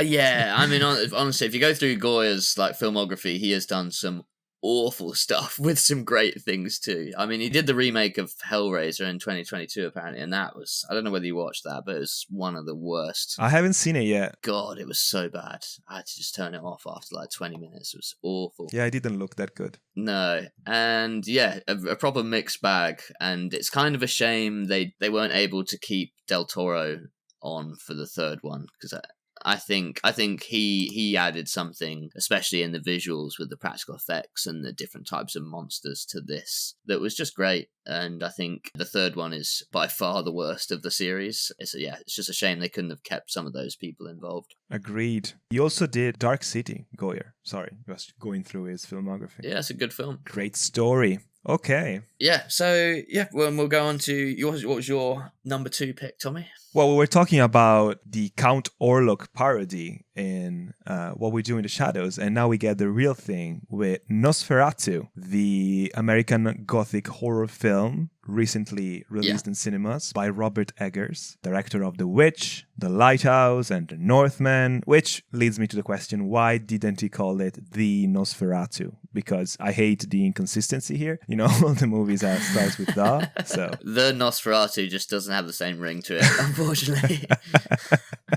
Anyway, the film is actually a remake of the film Nosferatu from 1922. There's been 3, hasn't there? Yeah, there's been another one. There was like a 60s one as well, isn't there? Yeah, but Nosferatu itself, the original German movie, was itself inspired by Dracula by Bram Stoker. Well, it's a complete rip-off. It was basically just to use the story and change the names. Yeah. They didn't want to pay the rights for the Dracula IP at the time, so they were like, oh, we just make the same story, we change the names, and that's fine. And Count Orlok and Nosferatu became an icon of pop culture in their own right compared to Dracula. And I went to see the movie in the cinema. I'm a big fan of Eggers. I love all of his movies. They're all so different, but so interesting, from cinematography, just like the vibe of them. I just like them all. And Nosferatu, I don't know, I would have to rewatch it, but I think it's probably my favorite that he did, even though The Northman is quite close. Really? Okay. Interesting. It's just fun. I mean, I love, it feels like it's a passion project. You know, it's a love letter to old school horror. Robert Eggers, I think he adapted Nosferatu into a play when he was in high school, so this is something that he wanted to do for the longest time, and I feel like it shows. Yeah. You know, it's a super simple story, which I found surprisingly refreshing for some reason. Like, I was expecting him to put a twist on the formula, but he just does the old school storyline with some inspired directing and cinematography. But it's the vibe, you know, it's the acting. It's one of those movies that I feel like it's more than the sum of its parts, if that makes sense. Yeah. It just lingers in your head. It has this incredible sense of style, you know, all these sequences with the shadow on the town of the hand. Oh, yeah. And, you know, it mimics the look of the old film, but has this modern flair. And I just love, this is gonna sound weird, but I just love how Count Orlok, Nosferatu himself, is just a creepy corpse. Yeah. It's like, it's just a monster in the most straightforward way, with bugs and larvas coming out of him. Well, probably, I'm guessing I'm spoiling what the next few ones will be, but like Gary Oldman's rendition of Dracula is horrible, and he does some pretty heinous stuff in the movie, but he also comes across as sympathetic. Yeah, and he's not gross necessarily. He's still like quite grand it's sexy and opulent, even when he's like in his like monstrous form. But this, this is like a disgusting depiction of what a real life walking corpse, which what Dracula is, would be like. It's just a horny corpse, and that's fine. And I love it. Lily Rose Depp, amazing in the movie. Very difficult performance to pull off. She has to make so many weird movements and like faces, and it's just, I don't know, it was such a fun experience watching this movie, man. Yeah, I really enjoyed it too. I thought, same as you, love Eggers' filmography. I think what you said about Nosferatu can be said about all his films in terms of how it all feels like a passion project and something that he's been working on for ages, and a story that he really wants to tell. The Witch had that, The Lighthouse had that, and The Northman has that too. That just feeling of authenticity with somebody who really knows what they're talking about, because, you know, these are all somewhat period pieces to a degree. True. Very different from each other, but... Yeah, very different from each other, but have these unique sense of language in each one and unique sense of like characterization. But I thought this is probably my least favorite Eggers film. Okay, interesting. And that's not to say I didn't enjoy it, because I think like The Witch and The Lighthouse are like perfect movies to me. I think they're both like 10 out of 10. The Northman was a bit more, and the Nosferatu is the same as The Northman. It's a bit more of Eggers becoming a bit more formulaic or traditional. Accessible, I guess. Yeah. And it's not necessarily a bad thing or a fault. I'm just, it's just they're more big cinema movies that are going to appeal to a wider audience, whereas The Witch and The Lighthouse are a bit more unconventional art house cinema, I feel like. Yeah. I think sometimes, like in Nosferatu, I was waiting for some real shocking moments or moments of something that was really out there, which maybe didn't happen or didn't happen enough for me. But I thought the film was its strongest in the first hour or so when we have Nicholas Hoult. He sets off on the journey to go to Count Orlok's castle, and his journey there, the first introduction to Count Orlok. Oh my God. And their meeting in the dinner table was insane. Like the tension super high, and the voice was great. Man. Bill Skarsgård's performance it's going to go underappreciated because he's under all that makeup, and I thought the same thing when he portrayed Pennywise. Those It films aren't amazing, but his performance is unbelievable, and it's really I think it's so hard to become almost inhuman with the performance, and he does that with Orlok, and he keeps doing Pennywise. it. Yeah, maybe he's not human. He's got such an unnatural way of being sometimes, and it's so perfect for these kind of roles that he does. And I thought the film works best when we're seeing him only in pieces, when he's hidden by shadow, or like in the beginning. I don't think his monologues worked as well towards the end of the film, where we see him in Lily Rose Depp's room and he's fully in light. You lose a lot of that horror element. Yeah, true. It becomes a bit of a different, more like a fantastical film. But yeah, there's some great sequences in this. I really liked the character who sort of summons the demon. Or he like... Oh yeah, the guy who sends Nicholas Hoult on his way. Yeah. Yeah, he's like this. He runs like the estate agent or whatever it is. And he sends Nicholas Hoult on his way, and then you see him go down to like this basement, and he performs some satanic ritual, and it's like, oh, okay, this is an interesting element. And then he comes back into the story later, and he's fully lost his mind, and he's like in this cell. And the doctor, played by Ralph Ineson, I thought was also really good in this role, and he sort of leads the investigation with Nicholas Hoult, Lily Rose Depp, and what's his name? Aaron Taylor Johnson. And Aaron Taylor Johnson was so funny in this film. Do you not think? And I think, I mean, it's intentional. I think the comedy with his character, but he's just stuck in this situation because Lily Rose Depp is constantly getting possessed by Nosferatu. He's like, what are you doing, man? She's having these insane sexual dreams. There's children in the house. yeah, and he's like, God damn it, woman, will you stop all that racket? And he was just so funny with how cavalier he is about everything. And then he, obviously takes a nice turn when the situation becomes too dire for him to ignore anymore. It was a strange role for him. I wasn't necessarily expecting him in this gentleman role. What I found funny was that when I watched this movie, I had recently watched the great cinematic masterpiece, Kraven the Hunter, where Aaron Taylor Johnson plays the titular character. So I kept seeing him with his silly vest jumping around London I kept thinking about bad movie, and that's probably why I love this movie so much, because it's a good movie. So I was like, oh wait, movies are good again. Yeah, he was great in this. I like the dynamic he had with the other characters.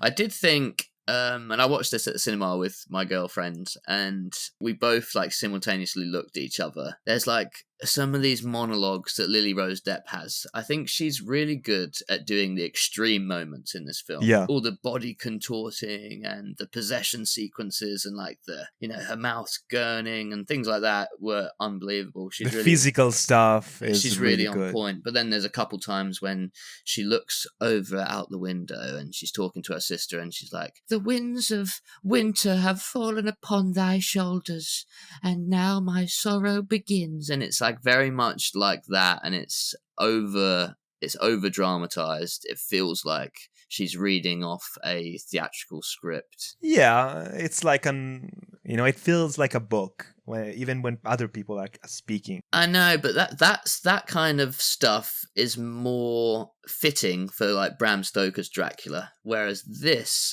felt like a gritty, realistic interpretation of life back then.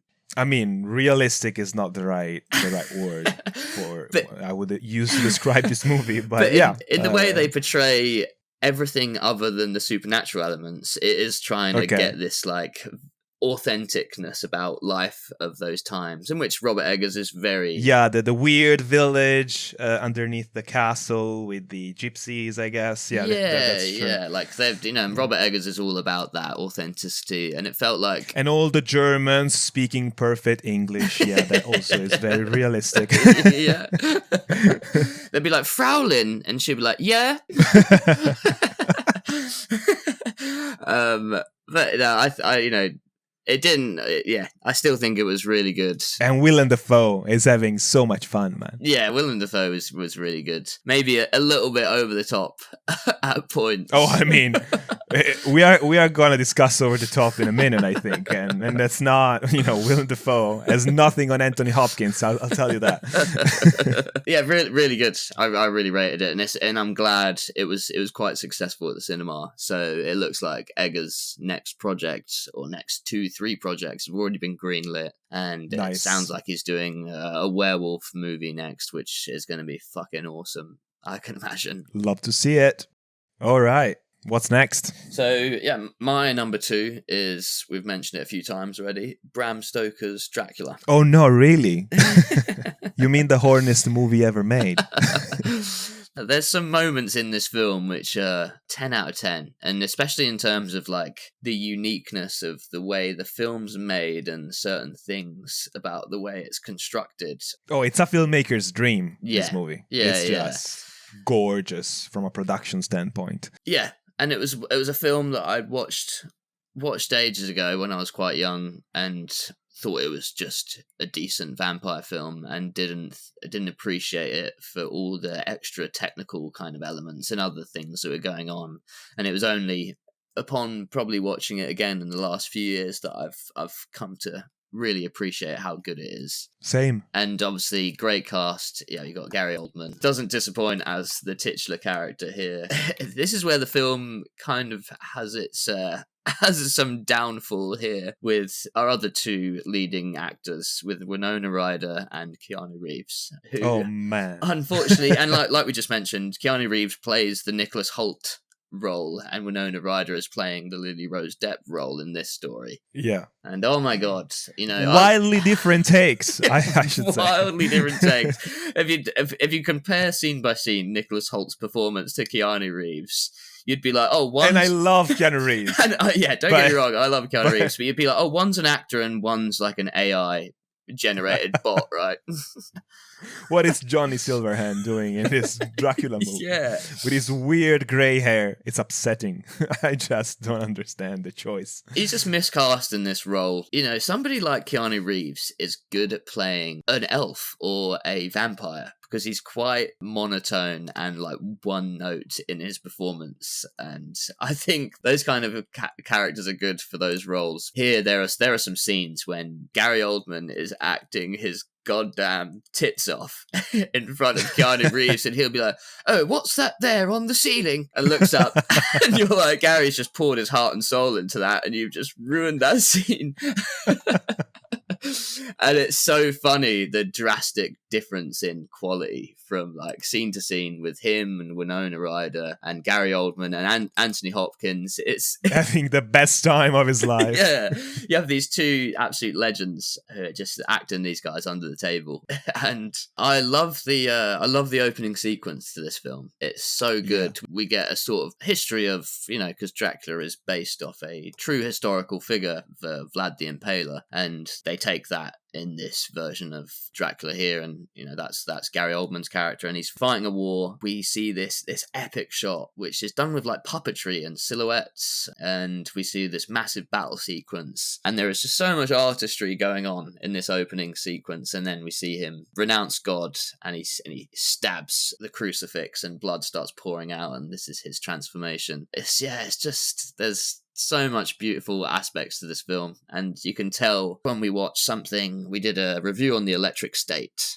and 320 million spent on that, and you can't necessarily see where that money's going. Here you're watching every penny like being spent on screen with some of these beautiful set designs, and it's literally on screen because almost every effect was achieved on camera. Yeah, we have model work, as you said, forced perspective, you have rear projections, so many smoke machines, and everything was achieved in camera. There's this incredible scene, like it's a 2-second scene in a montage where there's like this train traveling through the countryside, and it's just opposed to this book, the diary. It's just opposed to the book that, like, I think it's Keanu Reeves' character is writing his diary. Yeah, and he's on the journey to Dracula's house. They achieved this with like a huge book, and behind the book they put a model train and a rear projection of the countryside and the sky.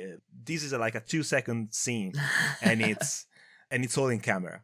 There's no visual effect. Well, there is visual effects, but no like special like CGI effects, of course. And that's why it still holds up. The film still looks incredible today when you watch it back, especially those timeless. Sequences. It will forever be timeless, and I think it's the best interpretation of that story we've had so far. I love that film. Costumes, makeup. Shout out to Aiko Ishioka, who's the costume designer for the movie. Yeah, we have like this very almost like feudal Japan look going on with Gary Oldman's Dracula. The weird armor that he wears at some point, and then the cool tube hat and the small glasses, and like the look of it. It's just so unique.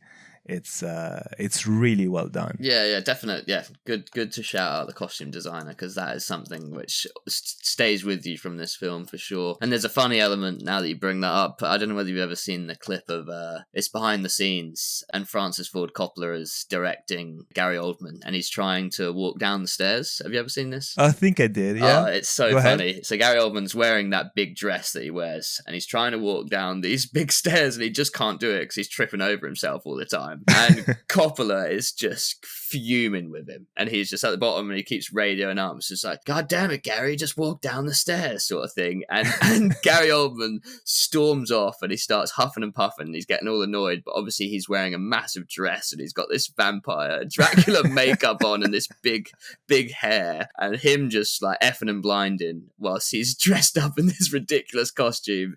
Oh, it's absolute film gold. Yeah, they should have kept that in the movie. Yeah, and obviously legendary director as well, Francis Ford Coppola. Yeah, that was the time when Francis Ford Coppola was making classic after classic after classic. Yeah. Not so much these days, but no. What can you do? Yeah, great movie, horny movie. By the way, bring back horny movies, because Sinners is also kind of horny, but not as horny as it could have been. So, would you say, is Bram Stoker's Dracula more horny than Nosferatu? Nosferatu is pretty damn horny. I mean, it is pretty horny, but the way the horniness is depicted is more unsettling and weird and true. And strange. While in Bram Stoker's Dracula is so sexy. Like everyone is they just want to bone all the time. They have that ceiling orgy, which is a really good scene. Yeah, that's very good ceiling. Sorry about that, but yeah.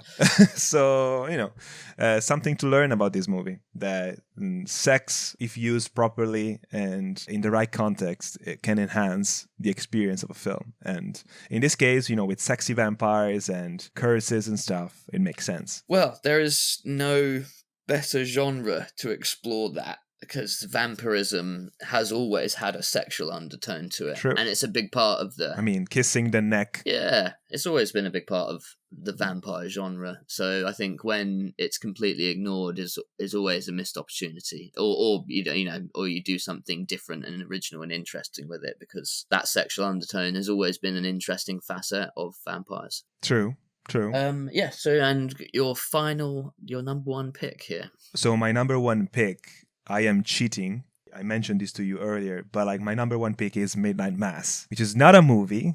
It's a mini-series. See, if you hadn't have cheated, like the scumbag you are, Tommy, I would have probably put Midnight Mass in my top 3 as well, or at least my honorable mentions, because it's so damn good. Yeah, I'm glad to hear it, because, for anyone who hasn't seen it, Midnight Mass is this gothic supernatural horror miniseries, which was created and directed by the one and only Mike Flanagan, who was the absolute GOAT. And by the way, we should do a retrospective on him, because he has a movie coming out, so... And to me, this is almost perfect. I love it even a smidge more than The Haunting of the House. And I love that show too. So, very briefly, the story. A young man returns to his childhood home of Crockett Island, a fading town of very few people living humble lives in this isolated community. Great setting. Yeah, it's an amazing setting. You get it right away. And he has just gotten out of prison, where he served, I think, 4 or 5 years, because he killed a woman in a drunk driving incident. And he arrives at the same time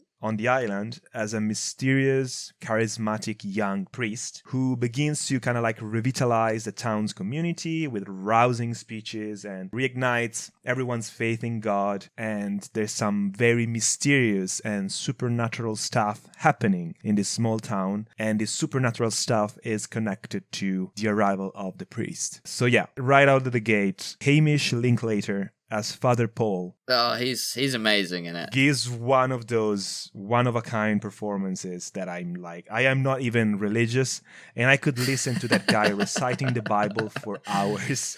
He is so good. And everyone is. I think Flanagan clearly is great with actors, because everyone shines in his productions. And it's just an amazing journey, this show. Yeah, it was, I think the first time I watched it, I wasn't as hooked by it. I was more interested in the mysteries and the kind of that element of the revealing of the supernatural elements of the show. And I there was some really, really good characters into it, but I don't think I really latched on to Riley. I wasn't loving his performance the first time I watched it. And he's obviously our sort of main sort of surrogate character that we enter this world through. But then I rewatched it again within the last year and completely changed my mind on that. I thought I was invested in all the characters. I think then when you have a bit more of expectation of where the story's going, you're not so much focused on the mystery box elements. Yeah. You can just sit there and enjoy the dialogue and the characterization. Yeah, there's just so many great sequences of just characters sitting down and having conversations, which are so well done. So many characters sitting down and having very long conversation that I love. Don't get me wrong. There's 2 monologues back to back in this show that are the centerpiece of the whole thing. And they can get a bit much. Yeah. And you need to like that kind of stuff. And I love it. And I think it's so well written, but it kind of goes out of the realism of an exchange between 2 characters, and it becomes very theatrical, I want to tell you my thesis now, and you're going to sit down and listen to me. Yeah, we have a big climactic moment where Riley is explaining his belief of what happens after you die. What Erin is in it? Yeah. who's the actor is actually Mike Flanagan's wife too. Oh, really? Okay. Yeah, she was really good. I've not seen her in much else either. But yeah, and that's she's in almost every movie and TV show from Flanagan too. Yeah, I thought it's really well written, really interesting dialogue, but it gets to a point when it's like, yeah, this is, I'm very, very much watching a film, and I have been taken out of the reality of the situation to a degree, but still amazing stuff. There is a sequence in maybe the first or second episode where loads of cats wash up onto the shore of the island. Yeah, I think it's the ending of episode 1. Yes, and we learn that there's another little sort of marshland just off the island where all these stray cats have sort of housed, and they're all living there. And it seems fairly innocent to a degree that they've all managed to wash up dead on the beach. But then, as you look at the bodies, you see there's like bite marks in them, and still we're not necessarily having they don't tell you too much. I didn't know where the story was going. Yeah, and putting this show in this listicle is already kind of a spoiler, because we are already saying the quiet part out loud. We are saying that there is vampires involved. But the funny thing is that yeah. the show doesn't call them vampires. They are not referred to as vampires. So we know they're vampires because of what they are in the story. But it's interesting that in the world of the show, vampires are not a thing. There's no character like in a Marvel-style dialogue that says, oh, we're dealing with vampires now. No, they are dealing with this creature. Yeah, and I think rightfully so. You get that a lot in the zombie genre as well. Like, people don't want to say the word zombie. They'll say something else because it comes with sometimes like silly connotations, like the word vampire and the word zombie. So I think it's good that they don't. But yeah, like I said, this scene in the first episode, we meet the town sheriff, who's a really great character in it too. He's like fairly new to the town, and he's chatting to the mayor, and the camera is just rotating around them, and he's like telling about what their theories are for what could have happened. And it's one of those scenes where it's such great, we're not being told who these characters are, we get it in little pieces. The mayor's a bit of a hopeless optimist, and he's a bit naive, and just because he's coming up with all these kind of weird silly theories for what he thinks, and we get the sense that the detective is he's pessimistic and a bit more skeptical and looks into things and is a bit more hardened around the edges. And it's all done just through normal conversations between the characters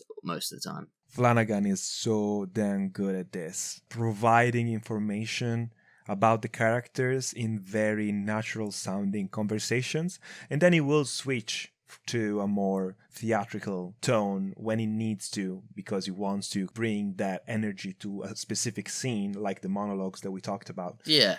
And Father Paul is a perfect example of this. He will have these rousing speeches about God and about forgiveness and about hope, but then he can have a very believable, natural conversation with someone else. And yeah, it's just a one-of-a-kind performance from him. The only thing that you could see coming was, which I love where this story ends.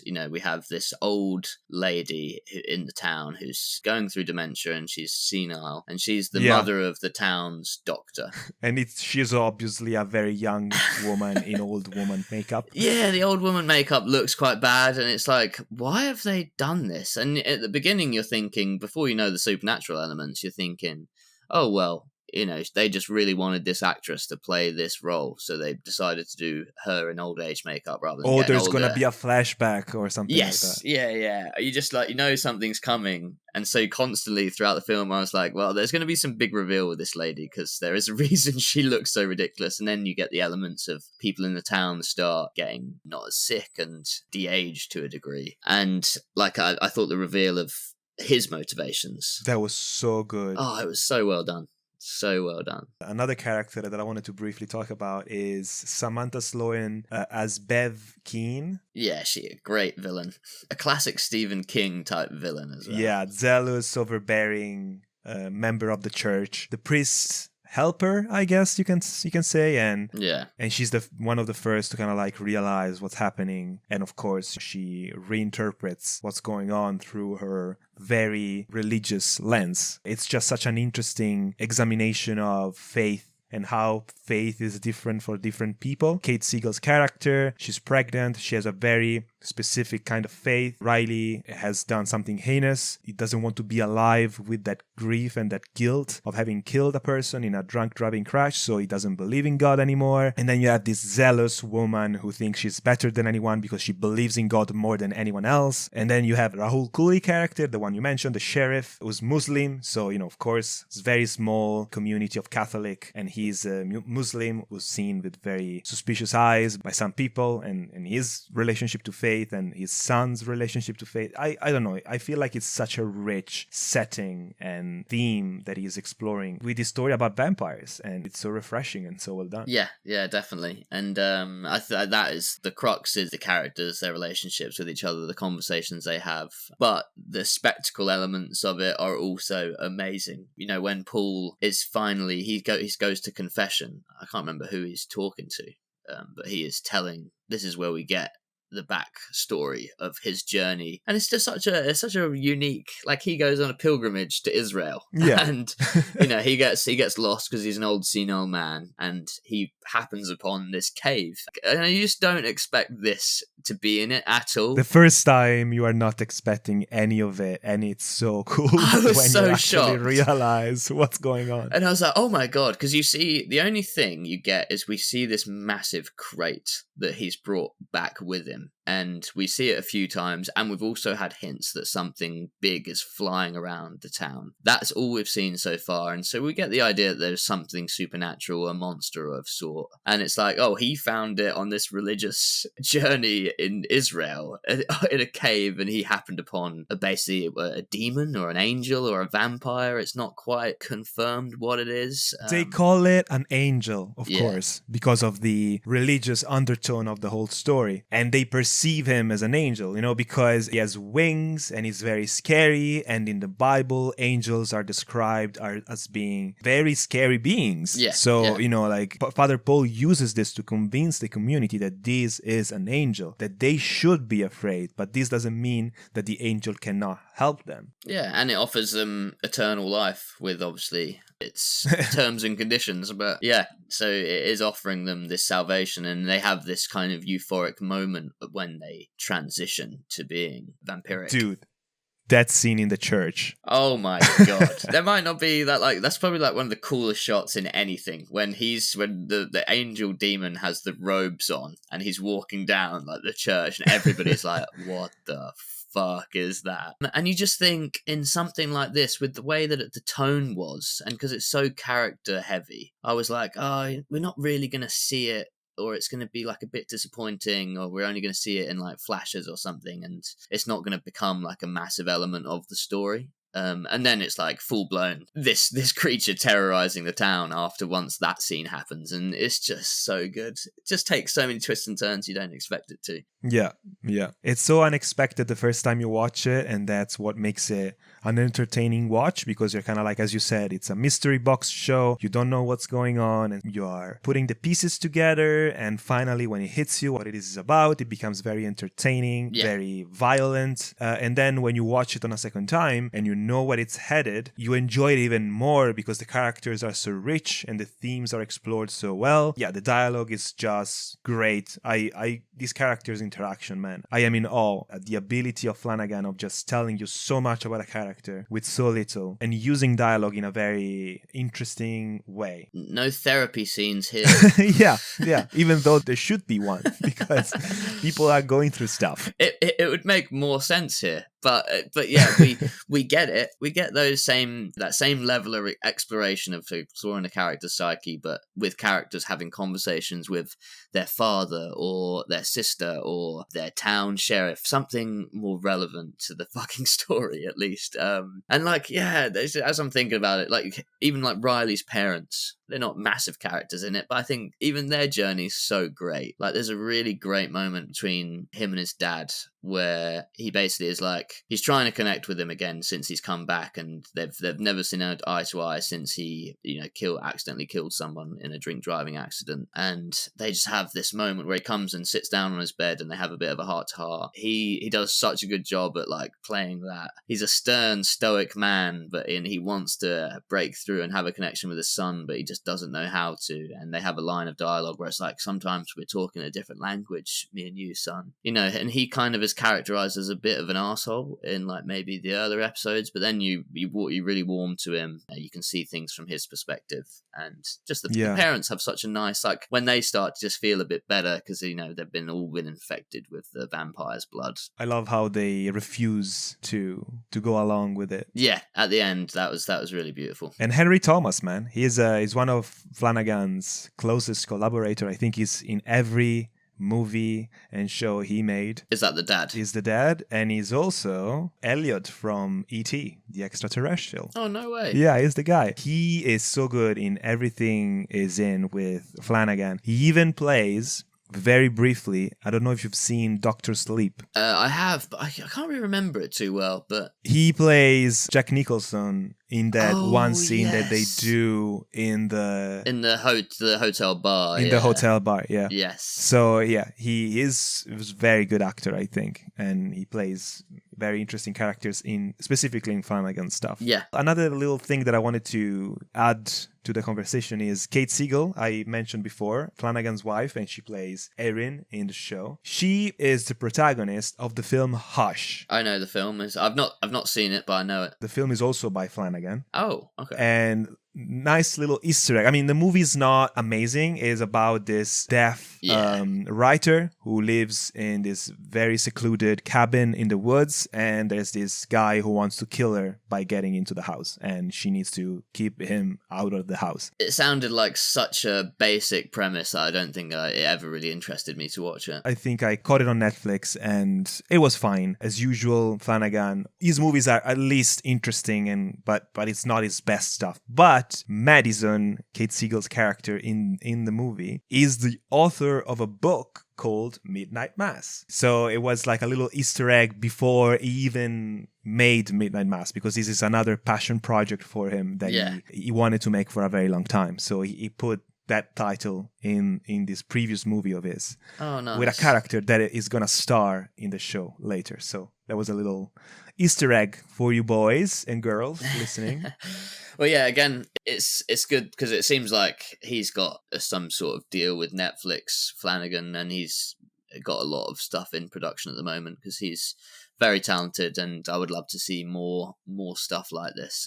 This is one of the best things that Netflix has produced, in my opinion. Yeah, totally. His stuff on Netflix is some of the best stuff that Netflix has, period. But I think his relationship to Netflix is done. The last thing he did was The Fall of the House of Usher. And then I think now he's making a movie. Well, he made a movie that is coming out this year called The Life of Chuck. But I think he signed on to do stuff with Prime. I am not entirely sure, but I'm pretty sure that his relationship to Netflix is not gonna continue in the future. So that's a shame. But right. Well, I know he's working on something which I remember hearing the premise. It sounded really good. Yeah, it's a new movie with Tom Hiddleston. Oh yes, yeah, that's it.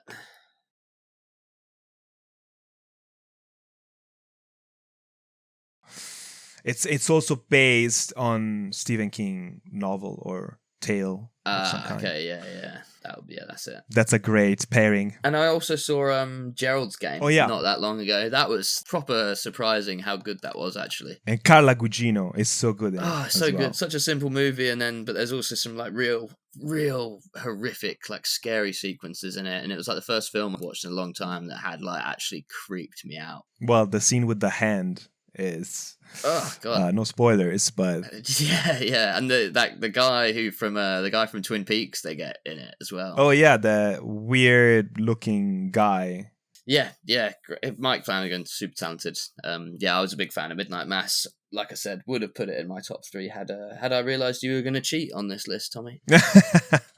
That's fair. That's fair. But I haven't seen that many vampire things in my life. And, I could have talked about maybe like Only Lovers Left Alive or other, but I felt like these were more fun to discuss with you. So yeah. Maybe we'll do a follow-up to talk about stuff that we've missed. But for now, these are the picks. Well, I still need to do number one. Oh, yeah, sorry. That's true. I'm sorry.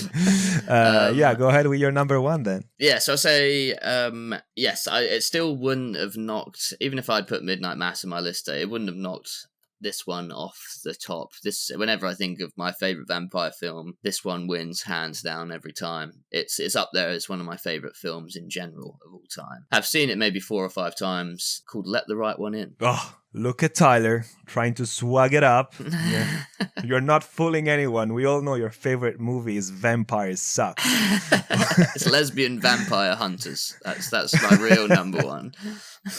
I thought your favorite Dracula thing was that Netflix show where they bring Dracula to modern times and then they give him modern technology and he works with the police. Isn't that your favorite thing? You told me. I haven't even heard of that trash. What is that? It's a TV show where they adapt Bram Stoker's Dracula like in the first 2 episodes, and then he goes to modern times and he works with detectives and stuff. And I don't remember anything of it, but it was so bad.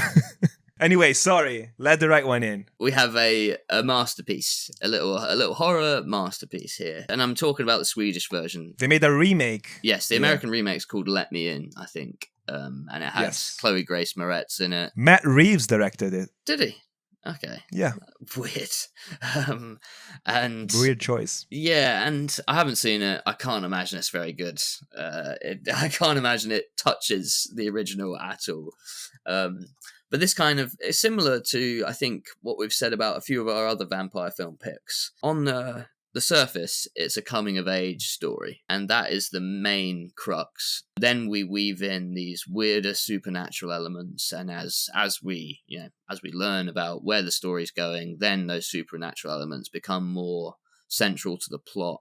But for the most part, we are just following bullied 12-year-old boy called Oscar, and he's living in the suburbs of Stockholm in the early 1980s. And I think it's an adaptation of a book, and it has that kind of classic feel. I can't remember what they're called, like Scandi Noir. It has also that kind of vibe to it, like this very isolated, cold setting. The cinematography really stresses that too. It's like quite an isolated community they're living in. Yeah, like I said, we get introduced to Oscar, and we see him how he's bullied at school. He lives with his parents are separated, and they live in this tower block. Shortly after his introduction, we see that someone else has moved in opposite him, and it's this girl of a similar age, and she starts hanging around in the park that's like in the courtyard of their apartment block, and he starts hanging out with her and chatting to her, and we soon learn that she's actually a vampire, and she's going to help him kind of tackle bullies, whilst he's also going to help her with her situation, because she has like a guardian. And this is, it's like, there's so many just weird, interesting aspects of the film, that like she has this guardian who we don't really get any characterization for him. We just know that he's like, what do you call him? Like, harvests blood for her. Yeah, he's like a familiar. I think he's human, and he is like serving this vampire, and so he's out there hunting people for her, and there's sort of a murder mystery element in the town because people have started finding these dead bodies, because he's not great necessarily at doing this, and he gets discovered stringing many people up. I think he gets caught twice trying to kill someone. Yeah, it just leads to his demise, which then leaves her guardianless, and it's on Oscar to kind of these two to kind of look out for each other, and it's there's a little bit of a romantic element going on between them as well. Yeah, it's like a very tender. Yeah, have you seen this film? Yeah, I've seen it a very long time ago, so I should rewatch it. But yeah, I remember loving it, and I think like the moments of, I guess, violence are really, they stick with you a lot. Oh yeah. The scenes of like brutality it's beautifully shot, and it makes sense because it's the cinematographer is Hoyt van Hoytema, who you have probably heard he's the of. guy. Yeah, and now he is like probably considered one of the best cinematographers working in Hollywood at the moment. And I'm not sure whether this is one of his first projects, but this is one of his earlier stuff. Do you know if this is the movie that kind of like put him on the map for like Hollywood? I believe Hollywood so, stuff? because he had a few other things before. I think he had done 3 features before this, and if you rewatch Let the Right One In, it totally makes sense. The cinematography is unreal. Whenever we mentioned that we make some stories ourselves, and there's a lot of times when I'm coming up with like mood boards for how I would shoot a scene, and I use the template of so many of the shots from this film because it's the perfect cinematography for like filming somebody who's isolated or like a loner type character. Some of the shots in it are just beautifully at framing that thematic choice.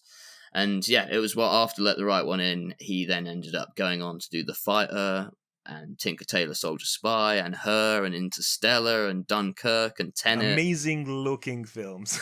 All of them. Nope and Oppenheimer, yes. And now he's doing The Odyssey with Christopher Nolan too. So clearly the talent was there, and he got to show it all. People noticed it. Yeah, he got to show it all and Let the Right One In, and fair play, because it's beautifully shot. It's one of my favourite films in terms of cinematography. Yeah, great directing, all very good realistic performances. Not sure how the kid is who plays Oscar, but amazing performance from a child actor as well. He is such a unique and interesting choices that he makes in certain scenes, and we also get one of the best for it's very like small art house seeming film for most of the time, but then you get these kind of big action scenes in it occasionally. Like I don't know whether you remember the swimming pool scene. Oh yeah, sure. At the end. So good at the end. And, Oscar's being bullied, and it's the sort of climax of his bullying, and he's being dunked in the school swimming pool under the water. And as he's, the camera goes under the water with Oscar, and we're focused on his face, and we know that the vampire is coming to help him out. We start seeing body parts and limbs dropping into the swimming pool as we're staying on Oscar's face. And then suddenly the hand that's holding his hair is removed, and it's just a severed hand holding his head. And he goes up, and everybody outside has now been killed by her. It's so amazing the way they frame it. Yeah, just brilliant stuff. Yeah, it's good. I'm sorry, I got distracted because I was looking at the Wikipedia page for the American remake of the film. Yeah. And I was looking at the poster, and the tagline on the poster is "Innocence dies, Abby doesn't." Which I'm guessing Abby is the name of Eli. Yeah. Like in this rendition of the story. And that's such a horrible tagline for such a, like, I don't know, it doesn't match the film at all. Like, it's such a weird choice. No, and it feels very... I remember the trailer for Let Me In. It feels like a very Hollywood take on the story, and that sums it up. I like Matt Reeves. The movie cannot be horrible if Matt Reeves directed it, but definitely not one movie that needs an American remake, for sure. So. No, it's a perfect film in my opinion, and it works with the setting. I mean, even Stockholm as a setting, as probably you were saying, like it's so much better. Like I'm reading now, Los Alamos. they moved the story from Stockholm to Los Alamos. I'm not sure that hits the same vibe. Yeah, just great stuff. All right, I will rewatch it because I haven't seen it in a very long time, but I do remember it being a good movie. So yeah, and has these little goes in these offshoots of weird directions, and it has, in a similar way to like we said with What We Do in the Shadows, it kind of has these typical elements of the vampire genre, which are maybe seen as like sexy and opulent or whatever, and again it brings it to a gritty, realistic position, where it's like, actually, this would be a horrific way to live. And they have a really cool sequence when it's the one character gets infected, and she slowly starts to turn, and she's starting to realize she's getting affected by the sunlight. And it's just a fantastic scene when she desperately wants to die. Yeah. Makes her husband sort of reveal the... I won't spoil that anyway, but yeah, great stuff. Well, you've spoiled so much already. You spoiled the ending when she kills the bullies, so... That's true. It's fine. Yeah, 10 out of 10. Great film. All right. That's a rare 10 out of 10 from Tyler. I think the first on the pod, so, you should really go watch this right now. So that was our top 3 vampire films. Yeah, I'm gonna make sure I check out Sinners. I'm definitely interested to watch it after listening to what you've said. Let us know what you guys think of our picks, what other things we may have missed, and what are your favourite vampire films or TV shows. Yeah, I suppose because we've listed a lot of films and TV things that we've liked, that's kind of included in our pop cult recommendations section. So you guys have a lot to choose from there of some great films and TV shows we've picked. Yeah, guys. See you next time, and like always, welcome to the cult. Yeah, thanks for watching.